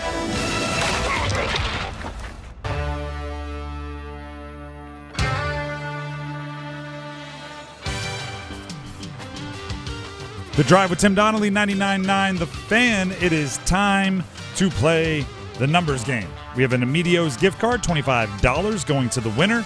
Competing, we have Sal in Morrisville, and we have Scott in Clayton. As always, we ask a question. We decide who goes first based on picking our favorite answer. No right, no wrong, just our favorite. We'll start with Sal in Morrisville. Sal, it's a Friday. Weekend is upon us. Looking forward to the weekend. What is the sports thing you're looking forward to most about the weekend? What's your sports highlight, but keep it sports related? Yeah, looking forward to tonight when Kansas goes down to Carolina. All right. Well, it'll be at Kansas, but going down meaning they'll lose. Yeah. All right, there you go. We'll go to Scott and Clayton. You are up next. Scott, what is your sports highlight of the upcoming weekend? What are you most looking forward to, but keep it sports related? It was the UNC versus Kansas at Fog Fieldhouse, and also the Commanders versus Steelers this weekend. Ooh, that might have been a save by Scott there because he was going with the same as Sal, and we know Dennis is a judge. If you give the same answer, he usually goes first. But then right at the end, he threw a Hail Mary and mentioned the Steelers, which I didn't know if that was going to get our Steelers fan, resident Steelers fan Dennis to turn. No, because he mentioned first, but also kept it local. Yep. That's the big thing first. Keeping it local. I mean, both big matchups this weekend and for a variety of different reasons, but give me UNC Kansas, so I'll go Sal and Morrisville in this one. Sal and Morrisville gets to go first. Scott and Clayton, just a little bit of patience. Wait on the line. You'll have your turn. Sal, are you there? Yes. All yes, right. sir. The categories you get to choose from are NFL, players with apostrophes in their name, NFL, players whose last name starts with the 14th letter of the alphabet, baseball, 2024 Dodgers and Yankees only, or NHL Hurricanes only. I'll do baseball, 2024 Dodgers and Yankees. All right. The way this works, I'll give you the team and the players. You give me the jersey numbers as quickly as you can. 30 seconds on the clock. One pass if you need it. Any questions before we get started? I'm good. All right. Your time will start when you hear the horn. Giancarlo Stanton, New York Yankees. 27. Correct. Max Muncy, Los Angeles Dodgers. 50. Incorrect. Carlos Rodon, New York Yankees. 55. Correct. Will Smith, Los Angeles Dodgers. 16. Correct. Jazz Chisholm Jr., New York Yankees. 13. Correct. Max Muncy, Los Angeles Dodgers. 42. Incorrect. Wow. Max Muncy, Los Angeles Dodgers. 13. Correct. Oh! That's a perfect score right there. Yes. That is a perfect score. I was hoping you got it because going straight from Jazz Chisholm, who's 13, back to Max Muncy, who's also 13, I was hoping you didn't overthink it. Yeah, and I can't believe I said 42 because I should know that's Jackie Robinson. I believe the last one to wear before it was retired league-wide was Mariano Rivera. Yeah, yep. Which would have been another Yankee, but not current. Yep. That's 5 for 5. Congratulations. Go ahead and stay on the line. How much time was that, Dennis? 23 seconds. 23 seconds. So we have seen other callers go faster, so it's not a guaranteed win. We'll see if Scott and Clayton can better it, but congrats, Sal. Scott and Clayton, are you there? I am here. All right. It's a tough road to hoe for you. You got an uphill battle, but I'm looking forward to watching you try. Are you ready to pick your category? Yeah, give me NFL apostrophes. All right. I like it. Didn't even make me read the categories, making my job easy. I will give you the team and the player. Give me the jersey number as quickly as you can. 30 seconds on the clock. One pass if you need it. You do need all 5, and you need it faster than 23 seconds to get the win. Any questions before we get started? No. All right. Good luck, and your time will start when you hear the horn. DeAndre Swift, Chicago Bears. Number 4. Correct. Jamar Chase, Cincinnati Bengals. Number 1. Correct. Tre'Davious White, Los Angeles Rams. Pass. Neil O'Donnell, Pittsburgh Steelers. 14. Correct. Aiden O'Connell, Los Angeles Raiders. 12. Correct. Tre'Davious White, Los Angeles Rams. 55. Incorrect. Tre'Davious White, Los Angeles Rams. Number 5. Incorrect. Tre'Davious White, Los Angeles Rams. Number 10. That was tough. That was tough. You were right in the mix. I think if you would have gotten White the first time we came back to it, you might have been under 23. The number we were looking for was 27. All right. Appreciate it. It was good. It was a good showing. It was a good showing. 4 is a tough one to lose on. That was pretty good there. That means Sal in Morrisville, your perfect score held up. It was tested. It was close. But your perfect score held up. You are the winner. Congratulations. Thank you. And side note, the relationship test, you got to do it like they said in Goodfellas. Give it a door test. You're You're talking about Goodfellas, the movie, the one where he's reaching across and opening the door, that whole thing? Yes. Yep. Yes. That's a good one. True test, the relationship test. It's one of many. One of many. I mean, it's not one pass. Like, it's not like a end of the year final where your whole grade is one test. You got to have pop quizzes mixed in along the way. But either way, you are the winner. Congratulations. Stay on the line, and Dennis will grab your info, and then you'll be good to roll. The Drive with Tim Donnelly, 99.9 The Fan. That was a good numbers game, by the way. That was very good. 9 out of 10. And Tre'Davious White, the only reason why I think that's not like unbelievably hard is because he was really good with the Bills, I think it was. And he also wore number 27 there. So he was with the Rams, maybe less memorable, but the number that he is connected with when he was a multiple-time Pro Bowler was also number 27. And he's now a Raven, although he didn't play last night. We should talk about last night. How about that? Tre'Davious White didn't play, and goodness gracious, do the Ravens need a corner to play at a Pro Bowl level in their secondary? Because Joe Burrow and Jamar Chase lit them up. It's actually kind of exciting, the fact that the Ravens give up so many points and they can give them up so quickly, because you just constantly get to see Lamar Jackson going out there having to do so much. Right? He's always going out there, like walking off the field with a lead, walking back on the field, either tied or like down 3. And it's happened all season. And last night was a perfect example of it. Right? I mean, the stats are insane from what Joe Burrow and Lamar Jackson and Jamar Chase and Mark Andrews and Tylan Wallace and what everybody else in that game did last night. Absolutely unreal. And it brings me to one of my favorite stats. There it is. All right. I have it in my notes so I don't mess up. Don't have to worry about my on-air math. In the history of the NFL, okay, so going all the way back to the origination of the NFL, there have been 2 instances, just 2, of a quarterback having 30-plus completions, 300-plus passing yards, 4-plus touchdown passes, multiple 40-plus yard touchdown passes, so at least 2 really big play touchdown passes, with no more than 1 interception, and that quarterback lost. There are 2 instances in the history of the NFL where a quarterback plays that well and still loses the game. Those 2 instances, and this is not made up, this comes from Opta Stats. Those 2 instances were Joe Burrow last night against the Ravens and Joe Burrow earlier this season, Week 5, against the Ravens. They were both the same quarterback against the same team in the same year. That just goes to show you that Lamar Jackson's been up to the challenge. If Joe Burrow's going to have a bananas game, the Ravens offense is going to have a more bananas game, and they've come away with the win both times. Last night was insane. Very, very fun to watch for a quarterback nerd. And there's a lot of things that they both did. It's like, couldn't do that. The Drive with Tim Donnelly, 99.9 The Fan. Before we move on, Tim Donnelly here for Bailey's Fine Jewelry. This weekend's a great time to head out to Bailey's. The Fox and Bailey Watch Shop is located inside Bailey's Fine Jewelry at their Village District location. You walk into Bailey's Fine Jewelry, big, glorious, very, very nice showroom.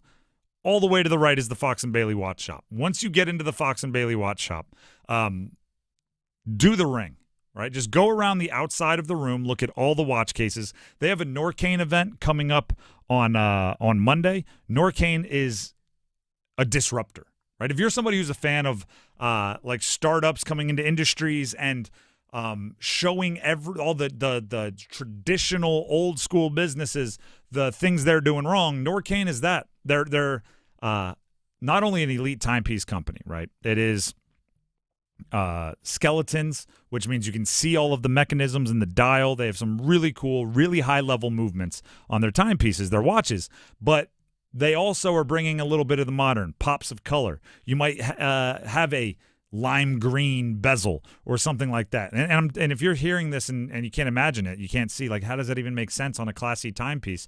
They pull it off. So I guess I'll give you specific directions.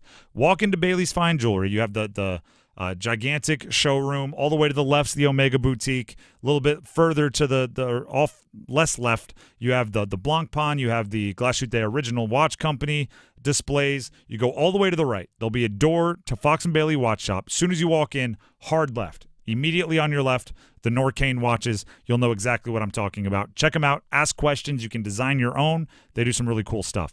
It's all at Fox & Bailey, the watch shop located inside Bailey's Fine Jewelry at their Village District location in Raleigh. When you're there, tell them you heard about it from me, Tim, on 99.9 The Fan. I'd greatly appreciate it. We still have to make our picks. Matter of fact, that's really all we have to do before we hit the weekend. Making our picks coming up next. Stick around.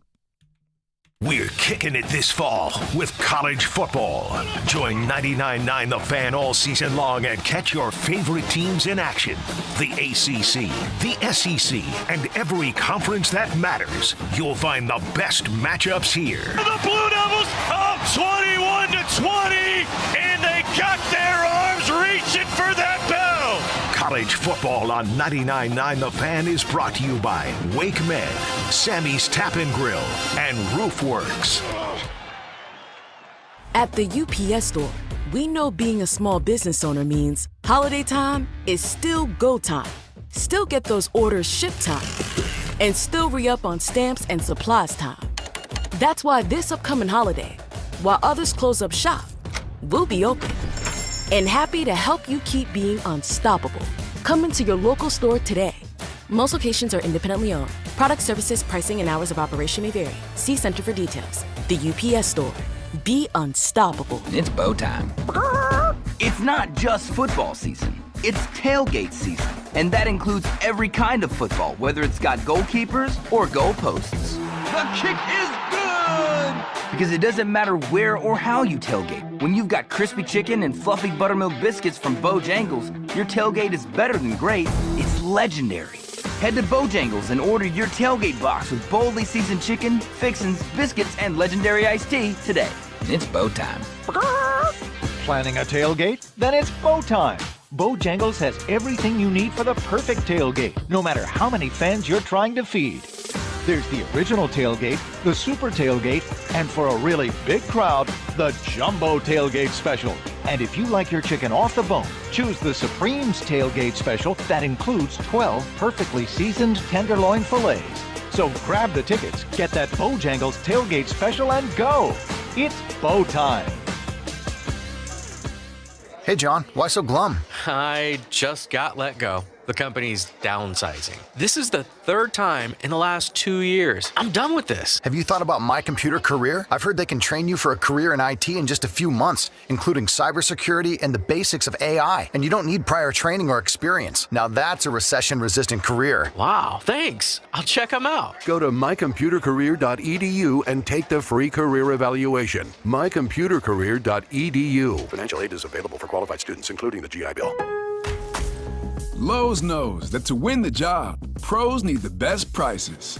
That's why only at Lowe's, MVP's Pro Rewards members can get a volume discount on eligible orders as low as $1,500 at the Pro Desk. That means you get the prices you need to start any job, small or large. Because Lowe's knows pros. Valid in-store only. More terms and restrictions apply. Visit Lowe's.com/terms or Pro Desk for details. Prescriptions require an online consultation with a healthcare provider who will determine if appropriate. Restrictions apply. See website for details and important safety information. Subscription required. Price varies based on product and subscription plan. Hi, I'm Dr. Peter Stahl, board-certified urologist and senior vice president of men's sexual health at HIMSS. I've helped many guys with ED in my 12 years of practice. But now you can get world-class care for ED 100% online by going to HIMSS.com. So what are you waiting for? To start your free online visit and find ED treatment at up to 95% off brand name prices, go to hims.com/joy. Organize easy. Organize tough. Customize your work truck or van with upfit solutions from Van Products. Steel and aluminum shelving, toolboxes, data files, cabinets, drawers, conduit carriers, ladder racks, everything safe and secure. Everything built as unbreakable as you by Adrian Steel. Backed by the best warranty in the business. 3 years, 36,000 miles. Everything custom installed by Van Products so you know it's done right. From a single work rig to a fleet. Choose custom-installed upfit solutions from Van Products. Trane heating and cooling systems are engineered to keep up with you. We run together. Visit traininfo.com to find your local independent train dealer and learn more. It's hard to stop a train.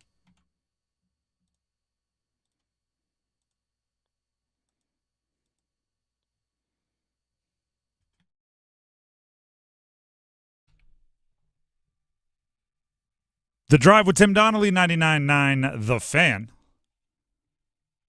It's been a good week. It's been a good week because we're in one of those Venn diagram circles where it's right in the middle, like everything's going on. It is college basketball season as of Monday. We're obviously right in the thick of football season, both college and professional. Hockey season. The Canes, they're probably just getting into the meat, right? They're 12, 13 games? 12 games into it. 13th will be tomorrow. They're on an 8-game winning streak. It's just we're in a good spot. It's been a good week, but we have to end it strong, and thus we're going to make our picks, and it's going to be a smorgasbord, I am sure. So, Dennis, what games are we picking here on our Friday Make Our Picks? Well, let's go right into tonight. College basketball. Yeah. Let's go to the ones that are teams that are playing local first. Okay. NC State at home against Presbyterian. Heavily favored, to say the least. Heavily favored, and I think they cover. I've been billing this game as the first game of this year because their opener, I'm considering the last game of last year, was a celebration of everything they did last year. So I'm expecting big games from the new guys. Dontrez Styles, Marcus Hill, Brendan Huntley-Hatfield, maybe even McNeil or Parker, some of the freshmen. Not to say we won't get big games from O'Connell or Taylor or whatever. I just think it's going to be a little less awkward for the new guys, right? They're not wearing the same jersey as everybody celebrating the Final Four, but not have anything to do with the Final Four. So I think it's a big game for the transfers. I think they roll Presbyterian pretty good. Let's see. NC State is a 21.5-point favorite in that one at the Lenovo Center. That game, by the way, you can listen to on Mix 101.5. A game that's actually tipping off in 12 minutes. 6 o'clock game, which you can listen to over on Buzz Sports Radio. Duke hosting Army. Duke 33.5-point favorites in this one. I'm not sure. It's not going to happen in this game. I think Duke wins. I think they cover. I'm not sure when. At some point, Duke is going to get punched in the mouth, and metaphorically, obviously. But like up to this point, Cooper Flagg goes to the Team USA Select, and oh, look at that. He gave a bucket to Anthony Davis. Con Knipple showed up on campus, and oh, look at that. Everyone's buzzing about him. Kaman Malawash goes to the Olympics, and what country did he play for? I forget what it was called. South Sudan. South Sudan, exactly. Oh, look at that. South Sudan was winning games for the first time in, Olympic history, and there's all of, they've been charmed a little bit. John Shire puts together a good freshman class. What happens just a couple weeks ago? He gets the twin boozers who are number 1 and number 20 in their class or whatever it is to commit for next year. At a certain point, and I don't think it'll be tonight against Army, they're going to get smacked, and I want to see how they react to that. I think that's going to be a big question about them. But again, I don't think it happens tonight. I think they roll Army. All right, big one in college basketball tonight. Number 9, North Carolina on the road at number 1, Kansas. That is a 7 o'clock tip-off out there in Allen Fieldhouse in Lawrence, Kansas. Kansas, 7.5-point favorites in this one. I really want to use an if-then on this one. Okay. If, by the way, this isn't a true prediction. I will answer the question. I'm not completely dodging it. If Jalen Washington stays out of foul trouble, then I think there's a pretty good chance UNC can win the game. If he gets in foul trouble, you're going to need RJ Davis to put on a superhero cape and really do something special. And I like RJ Davis' chance. I think it's close. What's the line on this? I bet you Kansas favored by 7.5. 7.5. UNC covers. I'm comfortable. UNC wins on a buzzer beater. RJ Davis, Heisman moment right out the gate. Okay. Give him the Wooden Award. Now, that'll be for until next week when someone else hits a buzzer beater. But, hey, it's a big game. If that happens, we're clipping this and we're doing that. It's a big game for UNC. Yeah. And it is an aggressive scheduling decision by UNC. Part of me wonders if Hubert Davis isn't thinking, I want to knock him down early. Like, this is a tough game to put second. At Kansas, it's almost like you're intentionally – I think Duke might be doing it too, because Duke has 3 of their first 6 games are against teams that are top 10 in the country. I think both might be intentionally kind of leveling their team to build them back up as the season goes along. All right, let's actually shift gears over to college football. Don't worry, we're going to get to the local game here in a little bit. But there's some big games nationally, which I actually kind of think of this one as a college football playoff eliminator, like loser leaves town match. Number 11, Alabama on the road at number 15, LSU. Alabama 2.5-point favorites on the road. Give me the home dog. Okay, LSU. Okay. I think Nussmeier, their quarterback, is a bit post-hype. There was a week there where all of a sudden everybody was putting him as like a top 3 pick at LSU's quarterback. Yep. I think now he had a game where he wasn't as good and everybody kind of jumped off that bandwagon. I like a little post-hype sleeper. Everybody's forgotten about him. Now he's going to go have a big game and remind him. So give me LSU to win, and I'll say by 4. Okay. LSU by 4. I like it. I'm with you. I want LSU to win that one as well. You want, or are you picking? Yes. Okay. Another good one. College football. Number 3, Georgia on the road at number 16, Ole Miss. Georgia only 2.5-point favorites on the road in this one. I'm just going to go home dogs. Give me Ole Miss. Jackson Dart. Trey Harris, I believe, is playing and finally healthy. I know he's banged up earlier in the season. That's the wide receiver for Ole Miss. Mm-hmm. Wait, maybe not. He might not be playing. Okay. If Trey Harris doesn't play, I don't like Ole Miss. If he does play and he's healthy, I like Ole Miss. That's how I'll make my prediction. I just think, Lane Kiffin has a weird way for like these random games against maybe underwhelming, really good teams, and give me Ole Miss with Trey Harris. If he's not playing, then Georgia. That would knock Georgia down to 2 losses, by the way. I thought Georgia was going to be an absolute monster this year. They just haven't been. Carson Beck hasn't lived up to the, speaking of, everybody kind of pegged him as the first quarterback to be drafted at one point in time. Hasn't lived up to it. So until he gets back on the schneid, or off the schneid, whatever you want to call it, I think it's going to end up not living up to expectations for Georgia. NC State at home against Duke. That's 3:30 tomorrow. 2:30 coverage over on Mix 101.5 if you want to listen to that game, or 2:30 coverage if you want the Duke broadcast on Buzz Sports Radio. We have all the options for you. But nonetheless, 3:30 tomorrow, NC State at home, 3-point favorites against Duke. 3, I think, is the right number. I think State wins by 3. I'm big on CJ Bailey. I think he's a very, very good quarterback. So much so that State fans should be fundraising.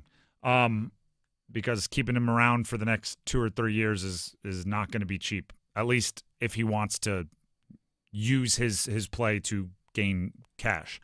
But that's not. I love what Manny Diaz has done with Duke. I think their defense is really good. I'm looking forward to that chess match. 24-21. Okay.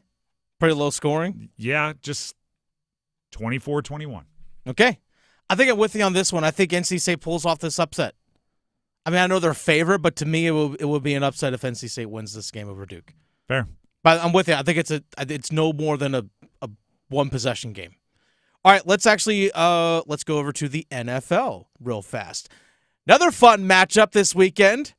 The Washington Commanders at home against the Pittsburgh Steelers. Commanders 2.5-point favorites at home. What do we call the Commanders? The Commies? The Mandos? Manders? Salamanders? Give me the Salamanders. Okay. Give me Jaden Daniels because he's looks like one of the special ones. Do you know who's like a silent, huge winner of this offseason? Who's that? Terry McLaurin. Yeah, right? He's finally playing with a quarterback that's going to be around for a while. And despite everyone saying they needed to, they didn't really go out and get any competition for targets. They were like rumored to be talking to every wide receiver out there. And they've Brandon Ayuk, the whole deal. They brought in none of them like everybody else did, and they didn't. So he's out there just as a number 1 wide receiver collecting targets. So, and he's really good, by the way. So give me Washington to end whatever hot streak that Russell Wilson's on. I don't even know what you call that. Steelers off a bye by 10. Give it to me. All right, final one here. Giants, Panthers in Munich. Giants 6.5 points favorites. I think Panthers win. This is only my 3rd time picking the Panthers. 4th time, maybe. Give me the Panthers. You did pick them last week. I did, and they won. Give me the Panthers. I think the Giants want to lose more. I think they're more downtrodden and sullen over there than even the Panthers. They don't have optimistic Dave Canales. That's going to do it for us. Action. Make your pick. Quick. Giants by 3. All right, there you go. Dennis will be at the Cary Ale House with the Panthers playbook. Check him out for the game. Overdrive coming up next. More Panther talk. We'll see you on Monday, everybody. Have a great weekend. The Adam Gold Show. More than the Panthers winning, I was just excited that Bryce Young looked like a quarterback who could play in the league. Now let's build on that. It doesn't do anybody any good to pretend that Bryce isn't going to be the quarterback. He has to be the starter in Germany. I don't get why we decide, well, we're just going to play coy. Who is that serving? Put him in the game, let him go. The Adam Gold Show, weekdays starting at noon on 99.9 The Fan. Morning people wake up for peace and quiet. McDonald's breakfast people, we wake up for the sweet rush of getting that warm, delicious breakfast right before it ends. Enjoy a savory sausage McMuffin with a fluffy egg for only $2.50. Be a McDonald's breakfast person. Get the most important deal of the day right after you wake up. Price and participation may vary, cannot be combined with any other offer or combo meal. Ba-da-ba-ba-ba. It's time for the Coastal Scholar Athlete of the Month. Creighton Blackwell here from Coastal.